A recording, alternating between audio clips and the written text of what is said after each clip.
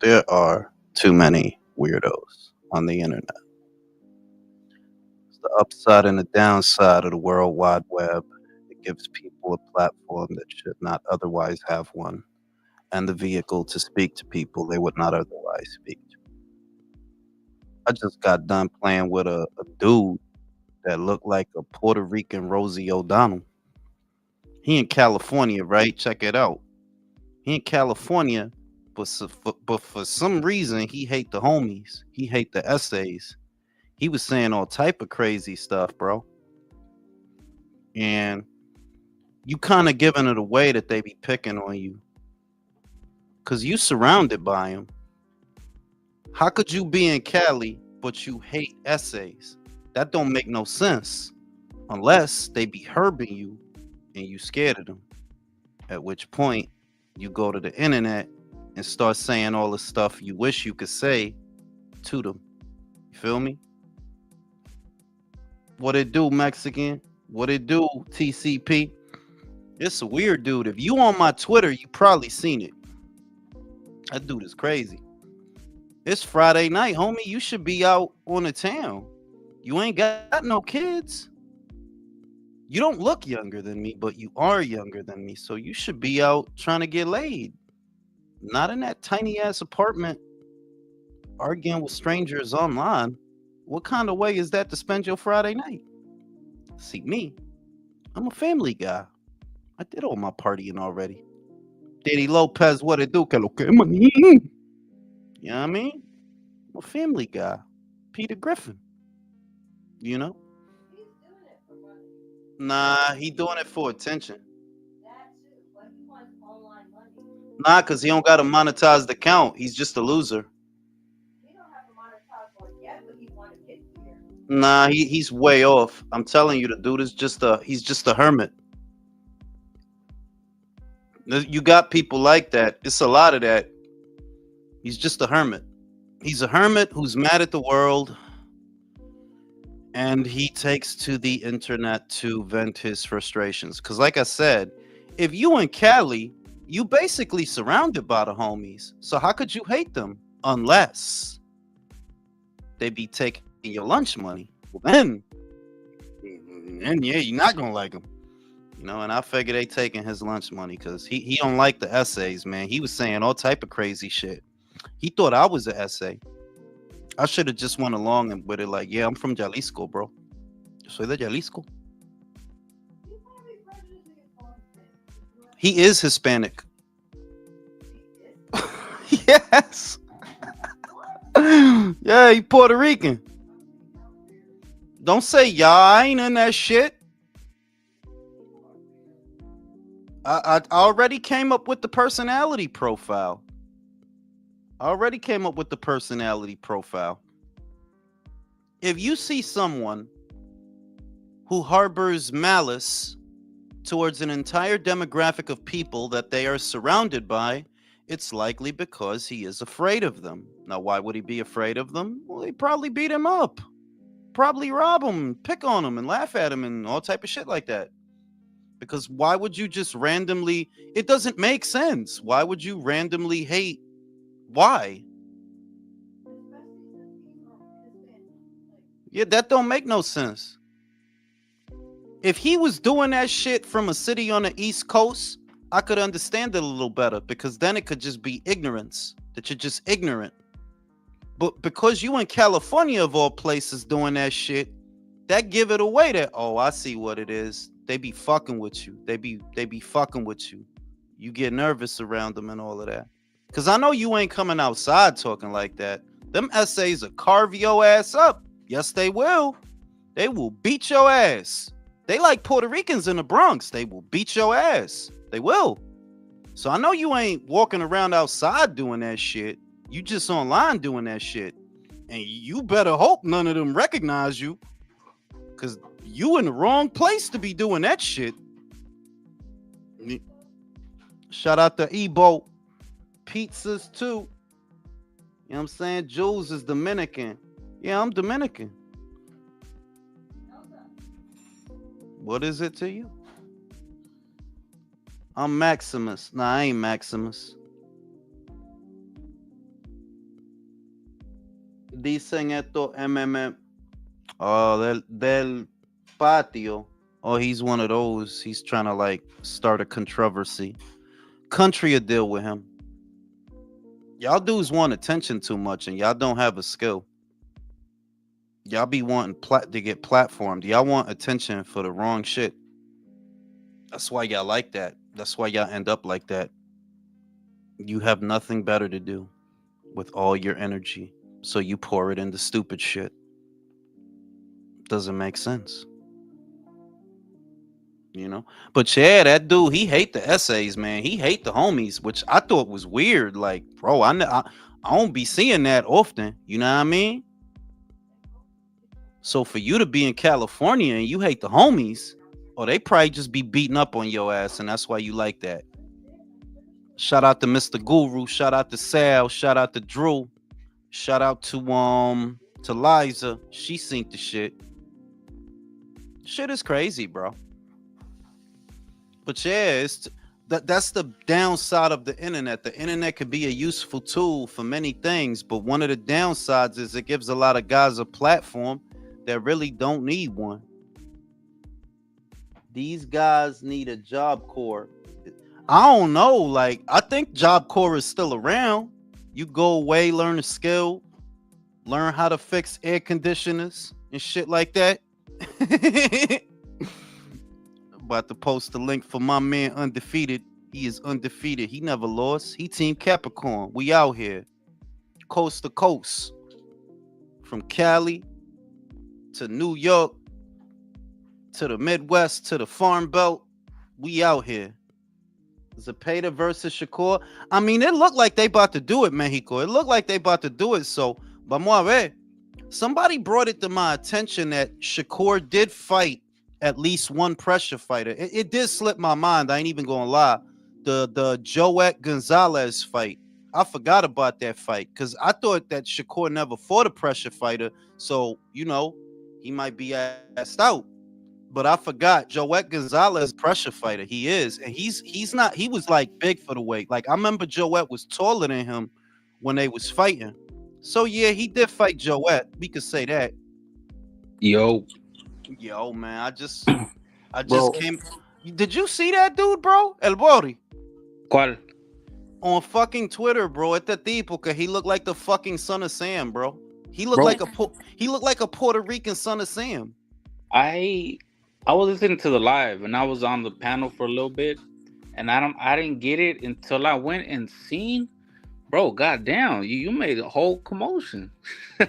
Oh wait, you talking about the fucking wait? What you talking about, El Bori or the fucking Clarissa Shields? The Shields, bro. Like you, bro. That shit went international. You had even Caroline over here fucking I'm commenting on that fucking shit. proud of myself, bro. Bro, Fucking proud. I know you're exhausted, bro. You got to be exhausted from like No, I've been laughing the whole time. you've Like been that laughing. shit. I've been laughing the whole time. Like Nah, I mean, look, the shit is that if you sensitive about your looks, that's how you gonna react, right? exactly sensitive, bro. Like sensitive. If you sensitive about your appearance, then yeah, you're gonna have an adverse reaction like that because it's self-explanatory. This is someone who has a reputation for having a big mouth. It's not a fucking secret. It's not some shit that I just say. It's some shit the whole world says. So here you have someone who has a very big mouth being depicted as having a very big mouth. And you have a lot of grifters, a lot of race baiters and race grifters who want to spin that into something else. Yep, yep.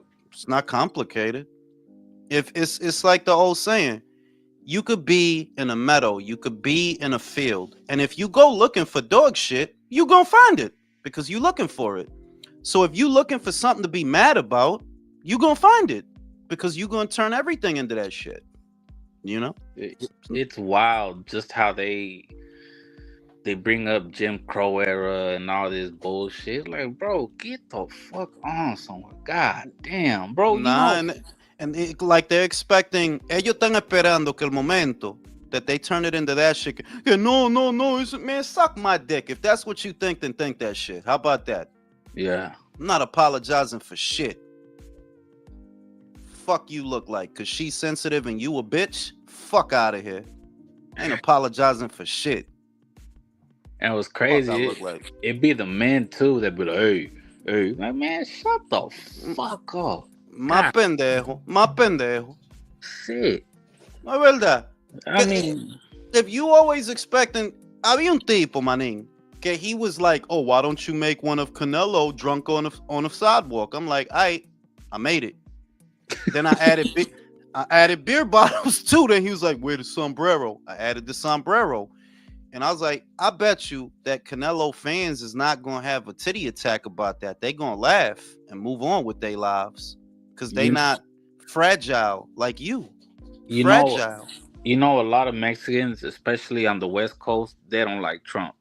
Bro, when you did that Canelo Trump shit, I thought that shit was hilarious. Like, Eso es lo que yo dije, que mira, la gente no se enfojonaron when I fucking made Canelo into Trump. Bro, that bro, shit was, hey, Jules, that shit was hard, bro, it, No, I'm man. it, it saying, was. Bro, that was on point, dog. no, pero también nobody treated it like it was a national incident. Nobody treated it like it was a crisis or a civil offense. Eso nada más son los pendejos de America. They're like, yeah, y'all motherfuckers got fragile egos. If Bro, it's anybody comedy, bro. if anybody say anything remotely bad about y'all publicly, you turn it into a fucking crisis event. And it was at the perfect time because you said you named it the art of the deal. For real. Like, Jules, he know what he doing, bro. bro, Canelo used Jake Paul to fucking get another deal from Orale. Bang! Yes, And yes. Trump had a book called what? The Art of the Deal. The art of the Anybody can fucking see deal. us.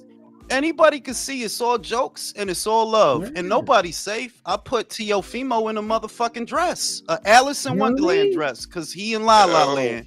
Look, man, listen, man. I've been saying this for a minute. Nobody's exempt from comedy. Comedy, everybody can get it. It's just comedy. Fucking relax, man. Fucking Yo, relax. what's going on, Jim Cole Jules?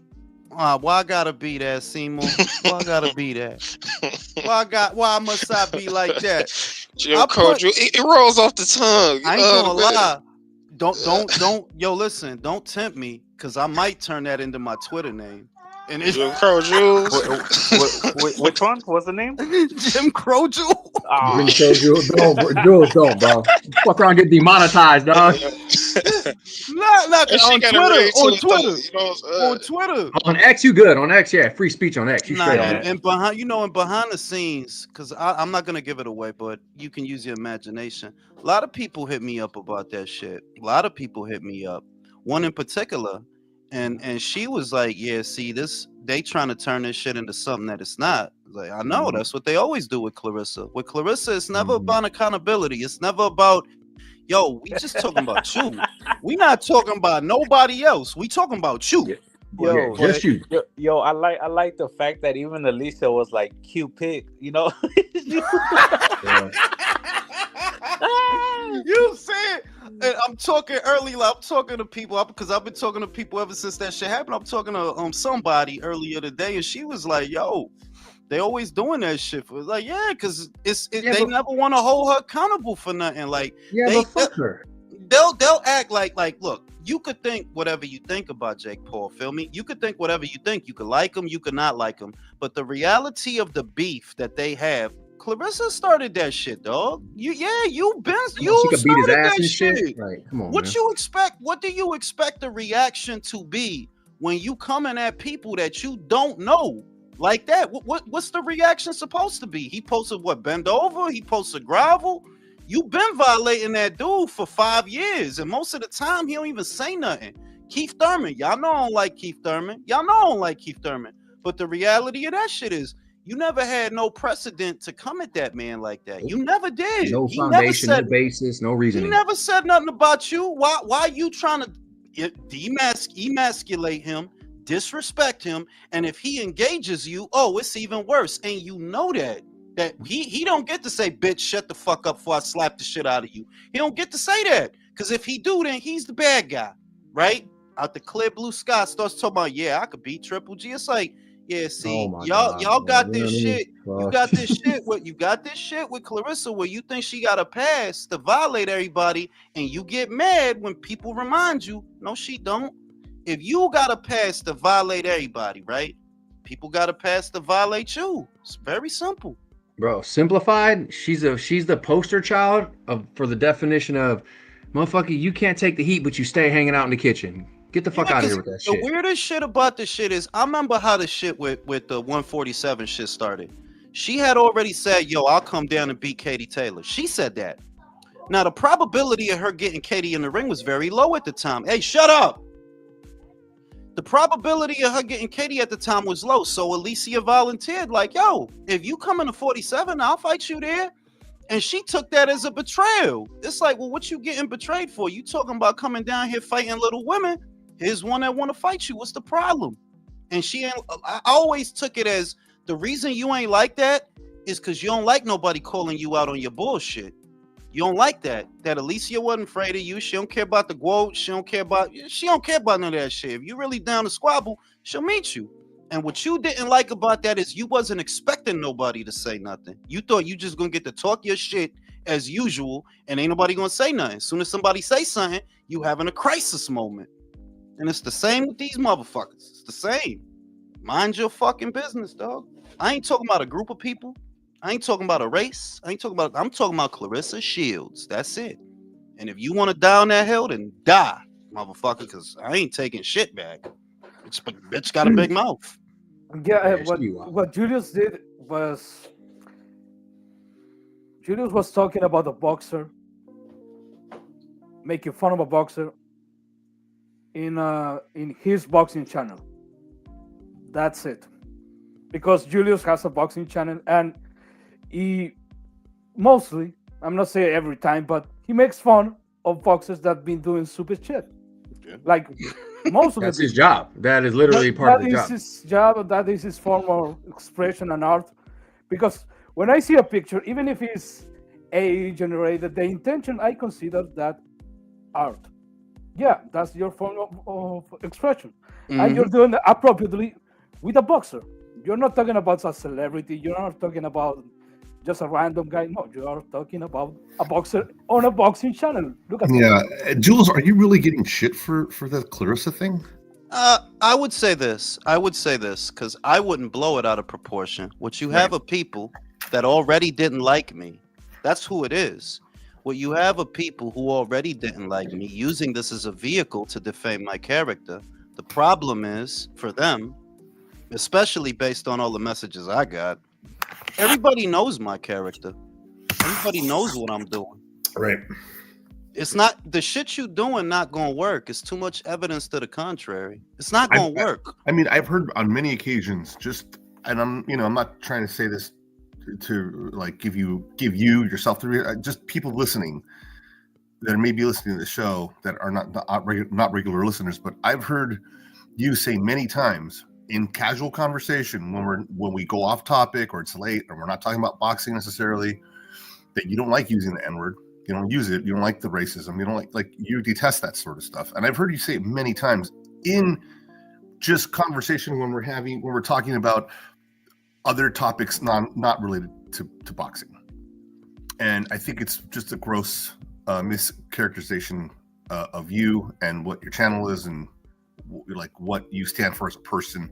I think it's just kind of like just grossly it's grossly negligent of these people to start making these claims. I mean, and you know what, brother, you're absolutely 100% correct. We all are regular panelists. We all know that, but you got people who just look at little clips of Jules and and they take it and run with it and blow it into something that it's not, take it out of context and try to make him seem like somebody he's not. So it's just fucking sad. But I would say without I would say this, don't think too much of it because like I said, I'm not going to show everybody all my DMs and all that shit. I'm not going to do that. But I'll just say you didn't convince anybody. Yeah. That's all I can say. It didn't work. You didn't, because the people, and I don't want to mention them because I don't want to put nobody on blast. Right. But they're pretty well known. You didn't convince anybody. That shit is not going to work. The only thing you did was a bunch of people who already don't like me are using this as a scapegoat. Then keep not liking me and see if I give a fuck. No. Okay. If that's what you think that shit and suck my dick. I'm not apologizing for shit. I'm so glad you're not, because you don't have to apologize to people like this at all. Bro, it's just go ahead, bro. No, it's just kind of grotesque that some people feel like they can point the finger and cry wolf, and it's so bad because they know he didn't mean it that way. They know it. Yeah, you're right. They know it. They're just probing. They're looking for an angle, and hey, who knows? They might get it or they might not get. I mean, the probability of them getting any traction with this is not very high, because a lot of people that know you and know the channel will back you up, and you've got some pretty good. You've got some other channels that know you that are already established themselves that can speak to your defense on this whole subject. It's just look, it's good people on the other side of the industry on the other side of us that can back me up, and they already are, which is why I'm not worried about nothing. You can't damage my reputation, and two, I don't want the same things you do, which is the real reason this isn't going to work. I don't want to be buddy with boxers, even though I'm buddy with a few, but I don't want to be buddy with boxers. I don't want to go mainstream. I don't want all the attention that you crave. I like having my own little lane. I don't want any of those things. Well, so the stuff you're trying to do is not going to work on me, because we don't even want the same thing. Furthermore, I have a lot more credibility than you do, established over a very long period of time with a lot of people. So it's not going to work. Yeah. I remember you called out Tail for being racist. And Ryan for about 5 weeks. But nobody says shit about that. But I'm not going to bring none of that up. Like, I'm not bringing... No. If that's what you think, you could think that shit and suck my dick. I'm not bringing up none of that shit. But you know what? They can keep their negative energy, bro. Ain't none of us reciprocating that energy. We just sitting there quiet, let them run their mouth. Fuck them. I'm not trying to be your friend, Matt Brunch. Fuck you and all your friends. I'm not trying to be your friend. Motherfucker, you think I'm gonna sit here wondering, how can I make it up to Matt Brunch? Let me go explain. Man, suck my dick, man. If that's what you think, then you need to think that shit. Whatever keeps you the fuck away from me and off of my dick. Good. I'm glad at least I called them out too. Yeah. She called them out like, nah, this was never, but you could read the shit. It's up there, you know. It's selective, what you call it? Selective outrage. Yeah, because the other shit was when Clarissa made a video 2 weeks ago talking shit about light-skinned bitches. Nobody marched on Selma. Yep. Nobody marched on Selma over that shit. But because whatever Clarissa does is cool in the gang, I guess. That's the law that we all supposed to go by. Whatever Clarissa do is cool in the gang because she beat Danielle Perkins for 3 vacant titles. I hate people that can't think for themselves, bro. And you had a female on here. I'm not gonna say who it is. She's been on the panel before, and I seen you and her go back at it on X. And you were posting the videos, and she's like, "Well, she's trying to defend Shields." Like, bro, you don't want to think for yourself, like. Yeah, like you could tell she's just going with the cool shit. What she think is the cool shit, that because you think this is the cool shit, this the shit you gonna do because you think this the popular shit, when in reality, no. There are people in the industry that y'all don't know. There are people in the industry that are fucking sick and tired of stepping on eggshells for Clarissa Shields, but they don't want to be the ones to call her out on it because they know what it will turn into. It will turn into this. That's why they don't do it. Well-known people, and they have to step on eggshells when it comes to Clarissa because they can't call her out on her bullshit without this kind of an accusation being made. I don't know. I can't fucking stand her, bro. She's delusional. I'll say it. Fuck that. Fuck her, man. Clarissa Shields funny as hell, man. I gotta let that shit go, man.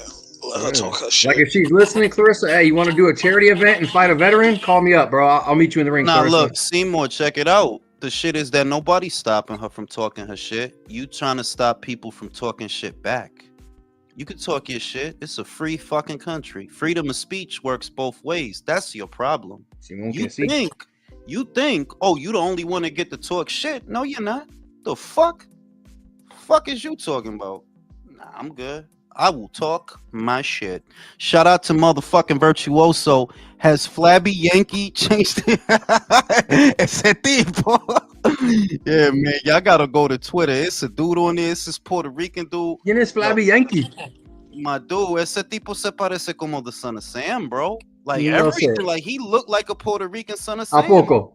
Yeah, like I was like, yo, where they found this motherfucker at? And I Hey. said, like it's like put it this way. Imagine that I'm in Harlem, right? And then I jump on the internet and start talking crazy about black folks. What does that Yeah. tell you? What does that tell? Oh, you scared? Why? Because you scared. live in Harlem, bro. How could you feel that way if you live in Harlem? Well, you got a dude, a Puerto Rican dude who live in California, who apparently hates the essays. And I'm like, yeah, I see what's going on there. I I just see. say it's parents. You know what I mean? Like motherfuckers Not, get that it's shit from not. their folks. A lot That of shit is times. not. I'm telling you that shit is not normal, bro. That kind of shit is. I don't In know about America, other. No, it's not normal. See, that's No. not yo dog. Like, nah, I'm Dominican. I never came up hating Mexicans or Puerto Rocks. That's not Nah, normal. bro, we stuck together, bro. I grew up, you know, in the outskirts of Cleveland, Ohio, bro, and you know, Latinos everywhere, bro. Dominicano, Mexicano, Boricua, we all got along, Like bro. you know, in an area where there's a large concentration of individuals, you know that there's always room for stigmatisms and things like that. That let's say, yeah, no well, doubt, you are, no doubt. where let's say I don't know, you a Dominican and you live in a predominantly Puerto Rican neighborhood, you know, da da da da da. It could be bad, but a lot of the time it's not. So if I see a Puerto Rican dude that's in the West Coast that he hate the essays, I'm like, how the fuck you hate the essays and That's you over fucking there? weird. That's I weird, know, bro. I know. They be whooping your ass. That's what that shit. They be whooping your ass. Like you nervous. You get nervous around them. Hey, 'Cause I don't understand. I don't understand how you could be immersed and surrounded and hate them. Nah, then that mean that all right. Yeah. They probably be I beating mean, They your fucked ass. your so- girl, dog. They Um, fucked your girl, bro. They fucked your girl. Julius, So it question: should be. what is that? Essays. Oh, es una palabra para mexicano, pero eso es como Sí. diciendo tigre. Eso es como diciendo tigre, pero para mexicano. O The güey. essays. Oh, güey. Sí. Ajá. Eso Sí, it's güey. like, you know how But Dominicans say lo tigre, right? Or monstruo. Or- That's right. Okay, so it's another form. Es otra manera de decir carnal, güey. Ajá. Okay, Ajá. okay. Carnal. Okay. And I'm like, ain't no way you living in California and you hate essays unless you're scared of them. Now, why would you be scared of them? Oh, because they be whooping your ass, or maybe they beat you up in high school or some type. It's Or- some type of fuck. Because I'm like, nah, look, people that's doing good in a very general sense. It's a very general, completely blanket statement. People that are doing well are happy most of the time. Spread the love, right? You doing good, you just got fucking laid, you just got a great blowjob or something, you found some money, $20 in your jeans, you got a raise at work, the project came out how you wanted, whatever you got going on. When you doing good, you happy. You walking around happy, right? You in a good mood. You don't jump on the internet, fucking, like, nah, that's not normal, bro. Now, when you like that, oh, it's because you got a monkey on your back. And in your instance, or them essays be whooping your ass probably, right? They be probably having you feeling crazy out here. That's why you don't like them. You know what I mean? Or, That's what that is. They or they fucked bullying your you. sister. Yeah. But posiblemente. Because that's not normal, bro. Like, that's not normal, bro. I hate to break the news, but that's not normal. But in general, hating a bunch of motherfuckers is not normal. So, But hey, is there any? Oh, I sorry, go mean, ahead. doesn't like racism, all this shit constructs anyway. It seemed like I don't know. Being in America, I would agree with you if history we shit. weren't. I would agree with you if we weren't in the year we in. You got to understand. Look, when you think about the beginnings of things, there was a lot of room for ignorance and fear in the beginnings of things. It's 2025, homie. You don't make sense. It don't make sense to hate Mexicans if you live in California. That does not make sense. You're not living in a time where let's see that you're like fucking Columbus, ¿verdad? And you go to fucking California and there's fucking cholos everywhere and you're scared, like you're nervous, you know what I mean? Like, I never seen a cholo before. I never seen that. You know what I'm saying? You don't know what the fuck going on. You scared, bro, it's fucking 2025. Everybody know where everything is at, bro. All right? Everybody know everything. The internet, all this shit, everything is all good. So if you living like that and that's your mindset, nah, it's just that they be bullying you and shit like that. That's I think what it the is. only place where it makes sense to hate Mexicans, that place will be Mexico.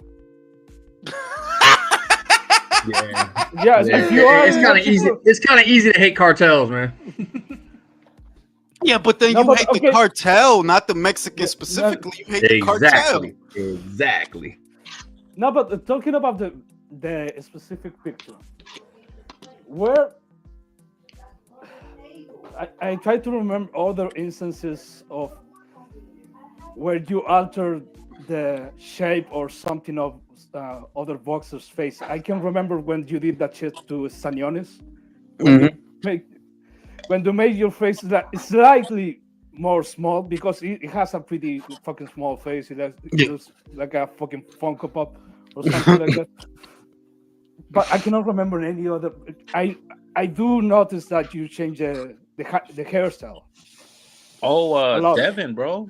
Devin, when you made him crying and shit, that was funny. The shit is that I fuck with everybody. Here's an example. I made a meme. I made a caricature Oscar De La Hoya with bug teeth, right? Big ass teeth. Ain't nobody march on Selma over that shit. Whoa, I Juice. made a Whoa. Let's see that plate, bro. Hold on. Pause. Let's see that plate, dog. Let me finish What the you working sentence with? before. Let me finish the sentence before you see the Yeah, plate. go ahead. Go ahead. Go ahead. That shit like fire, bro. You know what I mean? I made them. I done caricatures of everybody in passing. I made fucking Stanionis in the Caillou. You know what I'm saying? I made fucking Ryan. I done fuck with Ryan so many times I lost count. I done fuck with Teofimo so many times. I turned Teofimo into a clown, into a tranny. You know what I'm saying? I love fuck. Right. Thurman into RoboCop. Yeah, I can't. I you know what I'm saying? I fuck No, with but everybody. Julius, I have to say that's very insensitive against the people that is suffering alopecia and a small age.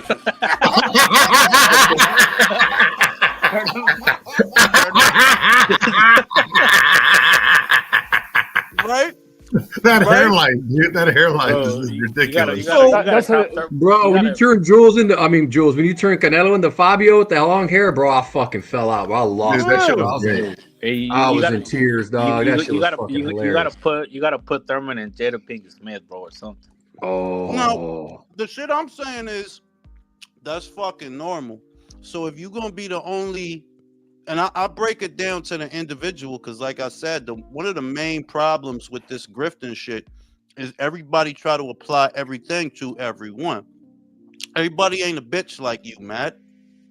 That's reality. It's not all encompassing, fam. You should see my DMs. Like, nah, everybody ain't a bitch like you, Matt. If you go looking for shit to be outraged about, you're likely to find it because you think like a bitch. Very simple. How many pro fighters have hit you up about that? Quite a few. Damn, his shit says brunch on it, so there you go, bro. Man, old saying goes, if you go looking for shit, you're gonna find it. Well, when your whole angle of life is looking for shit to be mad at, guess what you're gonna be? Mad. And that's the other thing is, if you mad, guess what? I don't give a fuck. I don't care. I'm not apologizing for shit. If you got some kind of sensitivity, whatever, go see a fucking psychiatrist. I don't fucking care. I'm gonna eat my motherfucking salmon. I'm gonna eat my salmon and wait for you to get off my fucking dick. Have you talked to Amanda ever since or not? Yes. Yeah. Cause I mean that shit blew up because she posted it, which is good. It gives you views, but there's nothing wrong with it. Zero. The shit is that Amanda been trying to. This is what y'all don't know.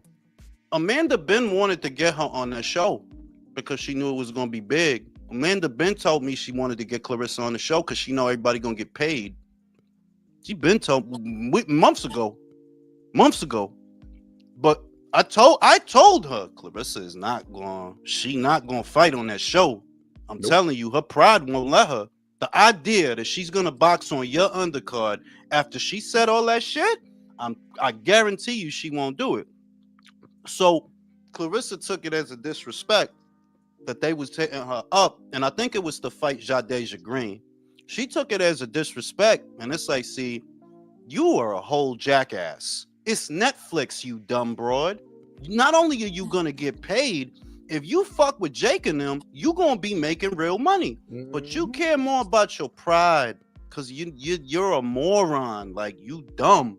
The beef with you and Amanda don't start with Amanda. It start with you. Cause as soon as look, y'all know that I pay attention. When Amanda wasn't getting money like that, Clarissa was in a hurry to be her bestie. In a hurry to be when Amanda wasn't getting money like that. Oh yeah, she love Amanda and all of that. But what they say, people want you to do good, just not better than them. As soon as Amanda started making them M's, and rest assured, she's making M's. She really don't have to fight. That's when all this bullshit starts. It's like, yo, you a professional hater, fam. So she told me she wanted to get her on the show. I told her it ain't gonna happen. She ain't gonna do that shit. And didn't all that beef started because Amanda and Jake Paul called Amanda the quote? Mm-hmm. But I saw that. I got on there. I laid my comment quick as fuck. I was like, "Nah, I'm good." Amanda Serrano's the quote. The thing is that that's Clarissa shit. They biting. Hold on. So what if he think that Amanda not the one that said that? Exactly. Amanda's not the one that said that. Amanda never called herself the GWOAT. Jake said he thinks Amanda's the GWOAT.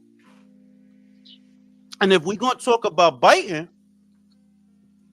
you took that shit off of Ali while talking shit about his daughter. Literally. You didn't invent that shit. Let's cut the bullshit. You didn't invent that shit. She the only person call herself the quote. No. We didn't discuss this already. We ain't gonna agree. We ain't gonna see Ali. No, we not, because that's not your shit. You biting off of Ali shit. And when she did interviews, and Ali shit was the greatest. The inspiration for the quote, where that came from? Oh, that came from Ali, Layla. but I'm the woman version. That came from Ali, but I'm the woman version. That's what she said. Oh, so you took it from Ali, like I said, while you talking shit about Ali's daughter. Yeah, it's just like, you know, she remixed it with like, you know, with like, she put a little bit of her, you know, like the quote. No, but I do remember. You know what the sad part is, though? You know what the sad part is? Wait a minute. Go ahead, Leo. Go ahead. Wasn't Clarissa trying to fight Layla at some point? Mm-hmm.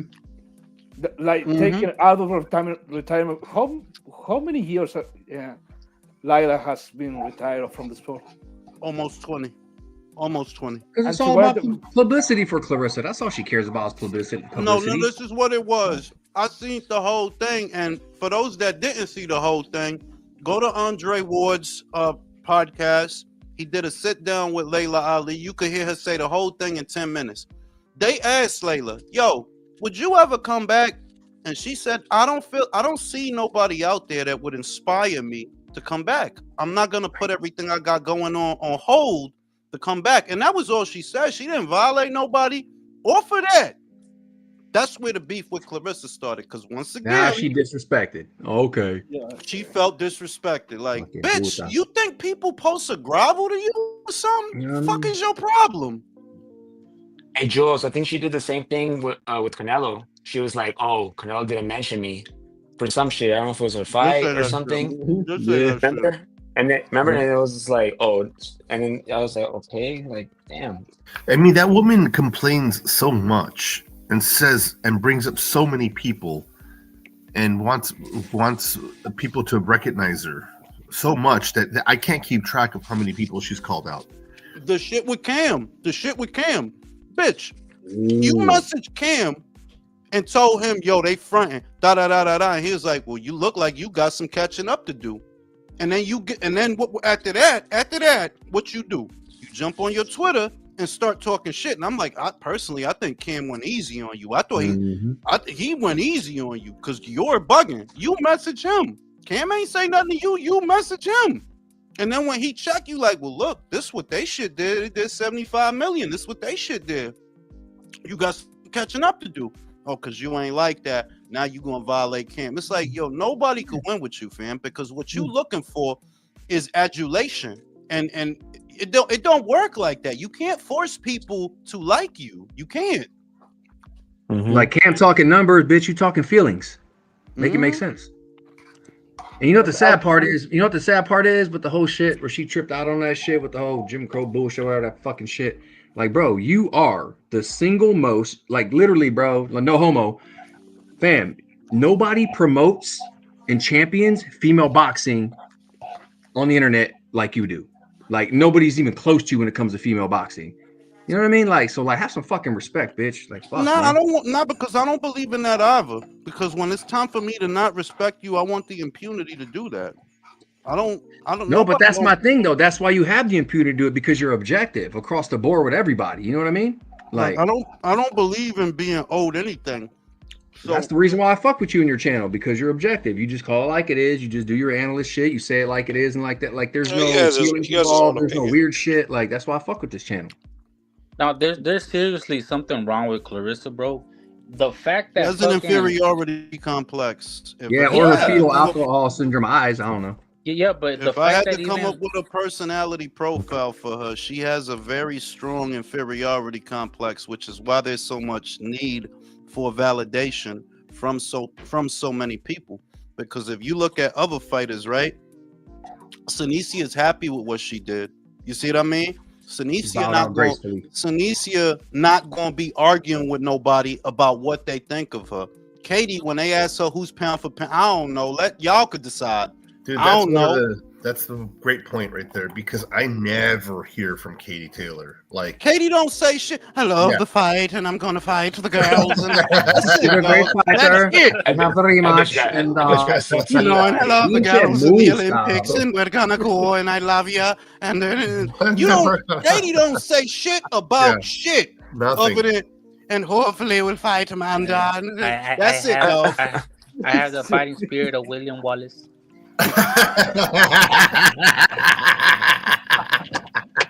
Go. Why you say that, bro? I am the GOAT.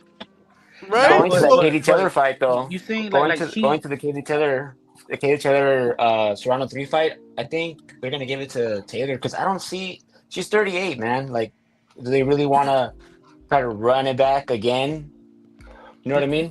The shit is, I wanted it to be for something different, because look, we already seen 2 fights where it was 10-2s.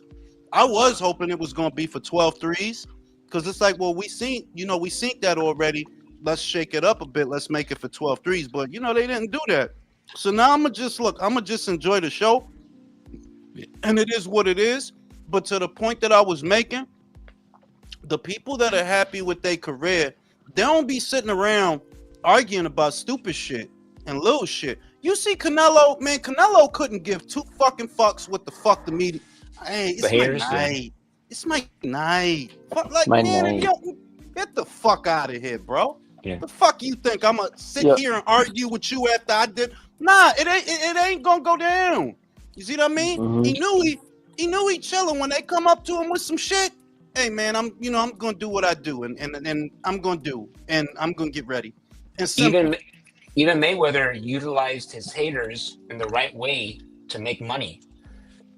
Bro, people would pay to see him lose. Bro, the fact that this broad, she got caught when Cam said about the DMs, like that she DM'd them and shit.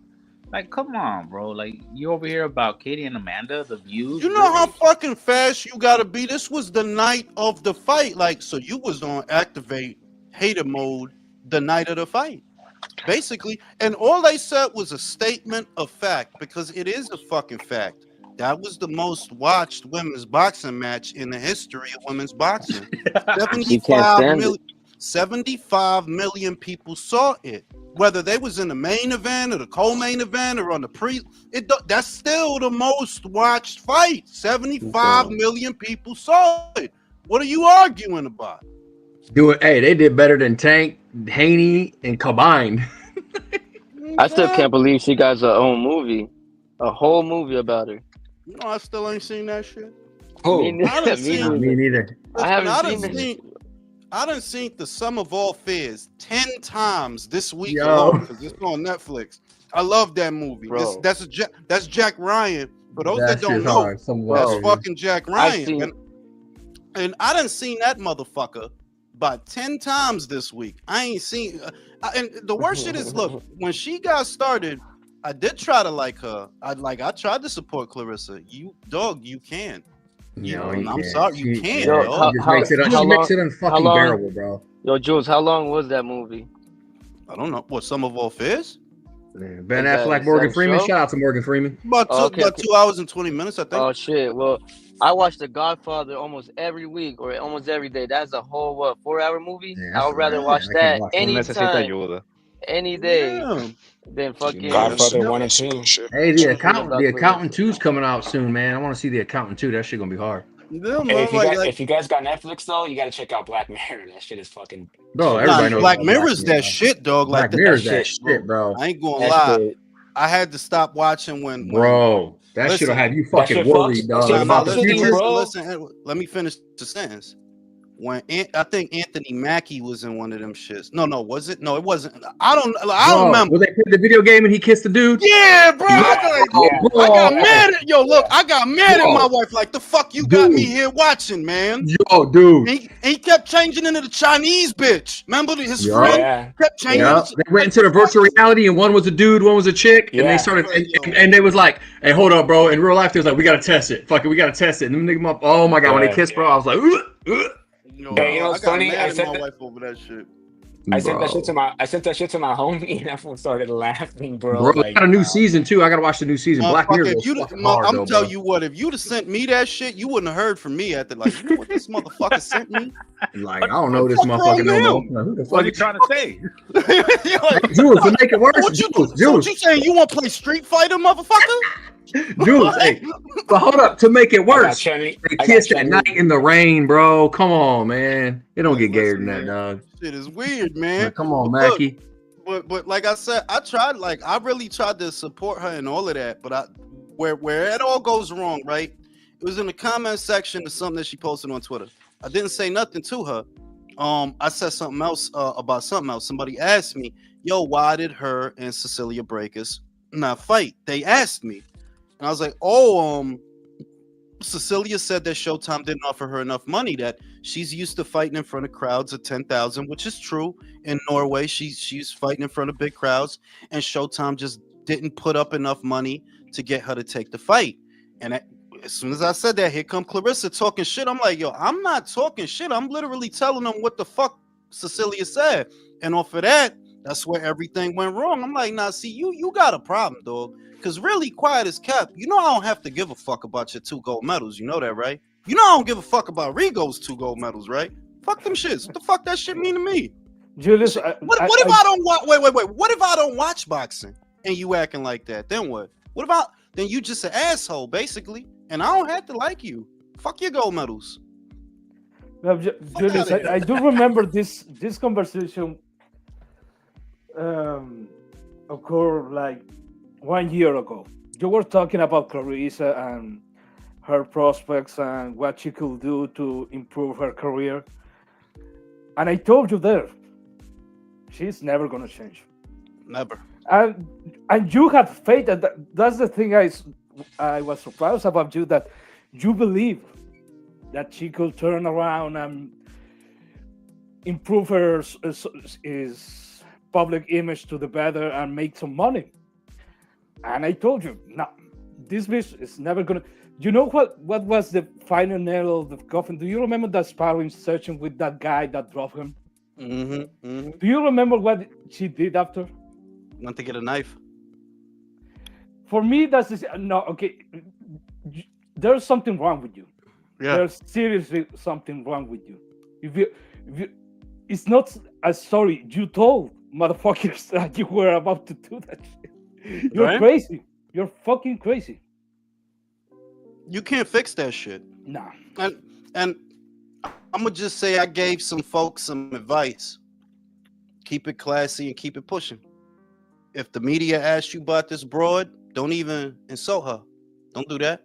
Because that's what she wants. She wants you to insult her. She wants you to come at her. There's gonna be moments, if y'all are listening, there's gonna be moments where she tries to go job, because I done seen this for the last 7 years, 7 or 8 years. This is what she do.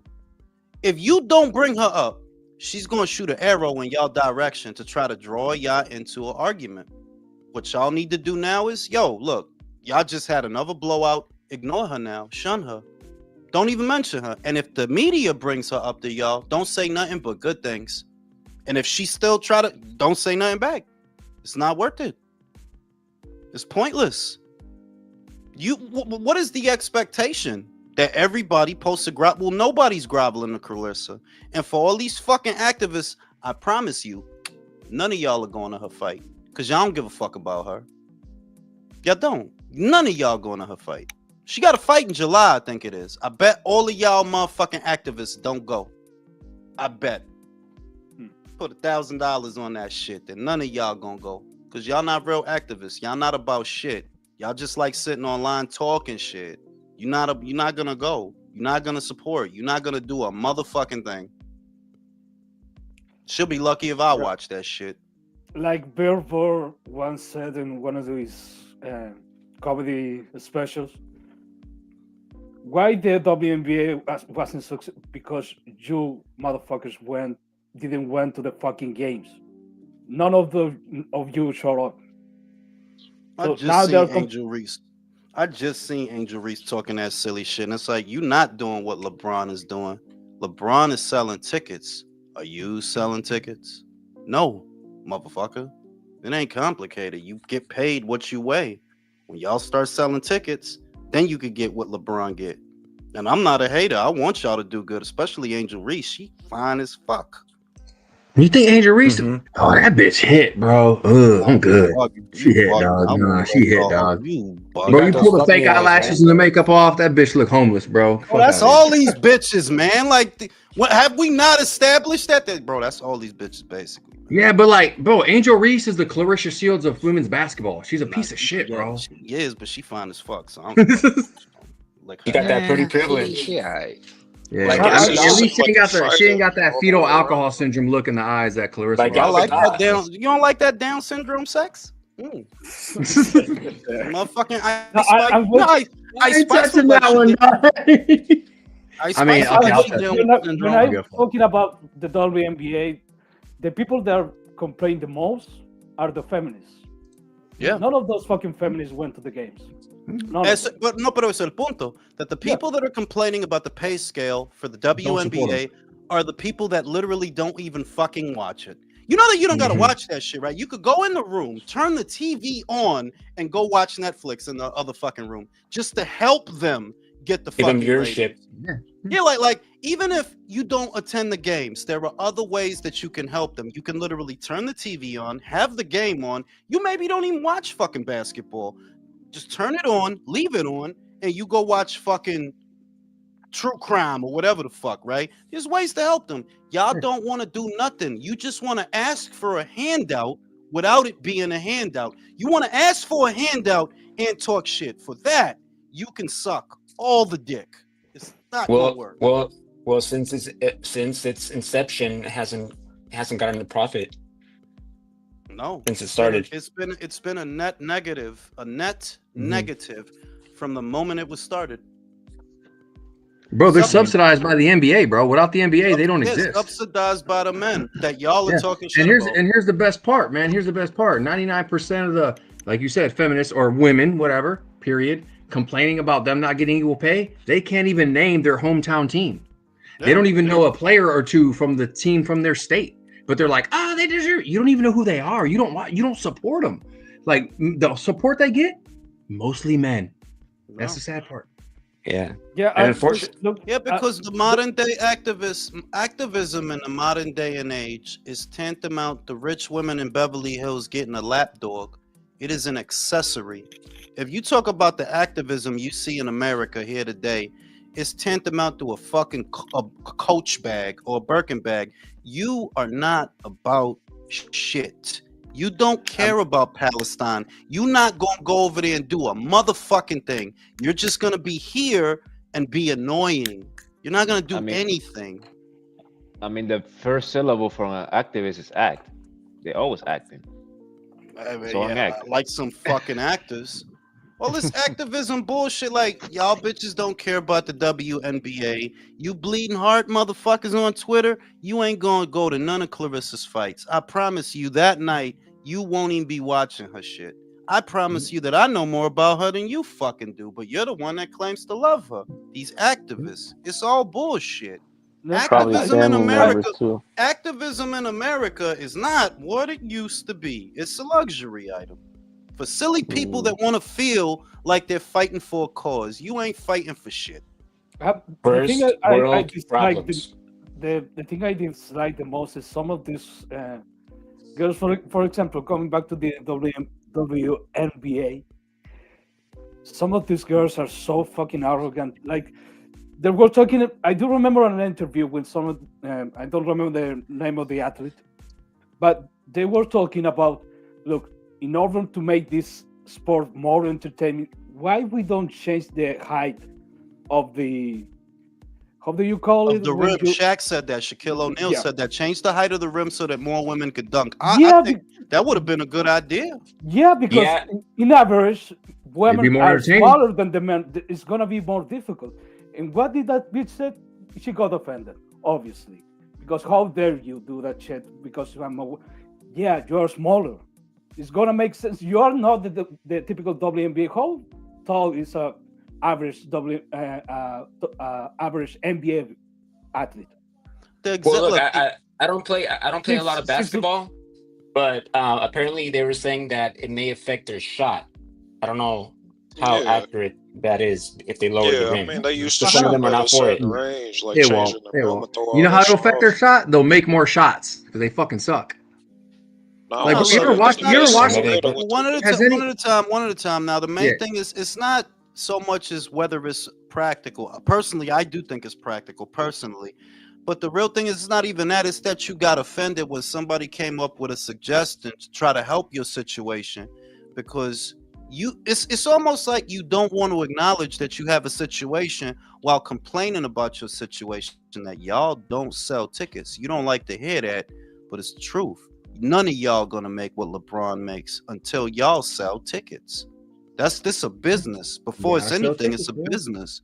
You got to sell tickets. And if you're not selling tickets, cool, then you make it up on ratings. Y'all don't make it up on ratings either. The ad time during y'all games is not worth what an NBA game is worth. When an NBA game is on, many millions or more people are watching that than are watching y'all. So the money got to come from somewhere. And you just expecting people to give it to you on some moral shit. We should get what Bron get. When you sell what Bron sell, when you generate what Bron generate, then you could get it. Ain't no motherfucking handouts. It's professional sports. There's a reason why when you go into a sporting goods store, dynamic player to do that. You know what I mean? Yeah, it's gonna take a dynamic player to bring the eyes. I think it's gonna take a renaissance, because look where they at right now, right? What it reminds me of, where they are right, because believe it or not, women's boxing is actually ahead of them. Believe it or not. And it has been for a bit, because it's simple. Has a women's boxing event, regardless of whether it was in America or somewhere else, did it generate money on its own? Not being subsidized, not helping hand, nothing like that. Did it generate money on its own? And I can wholeheartedly say, yeah, many times that has happened. Before we even got here to the Katie Taylor and the many times. Whereas where the WNBA is right now, I would say it's in the Layla Ali era. Remember women's boxing during the Layla Ali era? Nobody really getting money yet. Nobody really, maybe one or two. Nobody really getting money yet. That's where y'all at. Y'all are behind. And it's going to take a renaissance. Now, when I say renaissance, it's when Katie Taylor was coming through. It wasn't just Katie Taylor. It was Chantel Cameron. It was Michaela Mayer. It's Alicia Baumgartner. It's Clarissa Shields. It's a lot of women that are coming through. It can't all be on one player, because one player is going to be on one team. What about the rest of them? You're going to need a lot to come through for it to work. Well, I was going to say Angel Reese probably has a pretty privilege, but at least she's coming out in the commercials, endorsing. She got a fucking McDonald's meal. You know what I mean? Like, you got to do what you got to do to make money. This is the part of it that the women themselves don't like to acknowledge. Pretty privilege is a real thing. The girls, for some reason, like to pretend that it's not real while benefiting from it. That, look, you don't want to hear this, but Angel Reese is finer than a lot of you bitches, and that makes her more marketable. You got to use everything. That's why I always respected Ebony Bridges. She understood that. Yo, look, if I got big titties in her ass, then I'm going to use that shit because we got to get attention somehow. And if that opens up more channels for revenue, huh? Uh-oh. She talking shit. Uh-oh. If having big titties in her ass gets you more fucking endorsements or sponsorships, yeah, you better use that shit because the men do. How many times I gotta say, when Oscar De La Hoya was coming through, they knew he was a good-looking kid, and they used that shit. They used that shit. He had mad female fans, bro. You better dodge that brick, Jules. They didn't try to take some kind of moral high road where, nah, we not gonna do. No, they used that shit. So if you a pretty girl, yeah, use that shit. Yeah, you do what you gotta do, cause the men do it. Yeah, people. A lot of them are lesbian though. Here's the wild part that you don't want to understand. You know that there were men talking shit about Oscar, right? Well, haters. People gonna talk shit. You gonna let people talking shit stop your paper? Hell no. I better not do that because they gonna talk shit. Like, you better dodge that brick. You better dodge that brick, Jules. I'm saying, like, it's common sense. Like, the men do it, you know, like a part of the marketing appeal when Canelo was coming through, that was a part of his marketing appeal. That was a part that, yeah, some bitches like Canelo, some bitches do. You know what I'm saying? You gotta use that shit. So if you a girl, don't get on no more. Well, I ain't gonna show people my asshole because you know I want people. They're gonna talk shit regardless. Do you want to make money or not? Without it. Like, you know what, you want to look at a perfect gauge of the climate of participation from fans and support for WNBA. Go to any sporting goods store. Don't worry, I'll wait. Tell me how many WNBA jerseys you see hanging up in there for sale. You might see Sky Nicholson in one of them shirts. You might see one or two. You might see Sky Nicholson on one before you see a WNBA player. You know what I mean? Like, she has a box raw deal. It's like, yo, if you good, and the other shit is, look, man, God makes everybody the way he makes everybody. Pretty privilege is a real motherfucking thing. The part you don't want to understand is you want to see that shit just as much as everybody else. You turn on your TV, you want to see pretty people. You look in a magazine, you want to see pretty people. Don't get so let's get the fuck out of here with the bullshit. Shit is silly. You got ass and titties? Better use that shit. Better use it. Shout out to motherfucking Santiago. No argument, so they play the victim. Typical. Yeah, because there is no argument to me saying I think Clarissa Shields is a big mouth and I made her with a big mouth. There's no argument to that. You gotta turn it into some other shit to have something to say. Some complete other shit. Hey, a little possible pivot here, y'all. Anybody want to talk about Paul and Chavez Jr.? I mean, look, that's not bad. Like, I'm not mad at that. I'm not mad at that. Like, that dude is just doing. You have the choice of not seeing that shit or seeing that shit. He ain't doing nothing to me. I'm gonna buy it just because I know the metrics. Oh yeah, I'm gonna buy it just because I know the metrics for the pay-per-view are gonna be good. That if I do a live during that pay-per-view based on his following, I will do good metrics off of watching that off of live streaming that night. So I'm gonna buy it. There is two things. It depends on the undercard. One of the first. Wait. I don't think you can blame Jake Paul for doing that shit. And second of all, you're making Chavez Jr. a service with that fight. Honestly, because that can. I know that guy doesn't have any fucking money left. Yeah, he don't got no money, but he done been in rehab like 3-4 times already the last couple of years. The shit is that, look, some shit I don't even take it serious anymore. Like, look, it's just a spectacle at the end of the day. It's just entertainment. I'm not trying to attach all this deep bullshit. Jake getting money boxing motherfuckers that's willing to box him. I'm gonna watch it. I don't really care. It's not that deep. It's entertainment, and I get to make a little bit of money if I live stream during that fight. So, so far so good. I didn't know that Zerto versus Dorticos was even going to be on the undercard. Off of that, yeah, I'm gonna buy it. Mm-hmm. I don't think like I've already resorted myself to, like, I've already accepted Jake Paul. He's smart, man. He just makes money. He ain't about to get into no real fighter who's an actual threat. You know what I mean? He gonna stay fucking with retired MMA fighters, washed up boxers, and all that. But I'm like, hey. You know, Chavez actually takes camp anyway halfway serious. We might have some entertainment in that fight. It'll be fun to watch. That Tank fight was He might interesting. quit. I got the bread. I'll pay for it. I'll watch it. I don't give a fuck. How much You know is it what I gonna mean? be? How much He is wants it? that Canelo fight though. Huh? The He wants that Canelo Canelo fight fight. by itself. The Canelo fight by itself. If you just bought the Canelo fight without the other one, it's like $60. But if you buy the other one, if you buy it, I think they're giving it away for 90. I think they're giving it away for 90. If you buy them both at once, if you buy the Ryan shit with the Canelo shit, it's 90. If you buy them separately, That's pretty good. yeah, that's not bad. Like I didn't give like I said, Canelo is on pay-per-view exclusively, right? So that means if he wasn't fucking with Turkey and he was over there at Amazon, the shit would be $80 for one fight. Yeah, $89. One fight. We can get two for 90. Exactly. So it's like, well, it's common And the sense. card Like, was yeah, that's a capped. good deal. But I'm a boxing fan, bro. Shit. I'm a boxing fan. Like, you know what? I like to talk numbers with people and who did what. So I can't do that if I don't pay. I'm gonna pay. I'm a boxing fan. I'm gonna fucking pay. I'm interested in seeing how Haney looks with Jose Ramirez, and I really want to see Barboza. That's what I was about to say. That's what I was about. Like that Friday card. Look, Rolly and Ryan is one thing, but yo, Tio might lose that Barboza, fight, yeah. and if he do, I want to see it. I want to see Tio lose, man, so bad.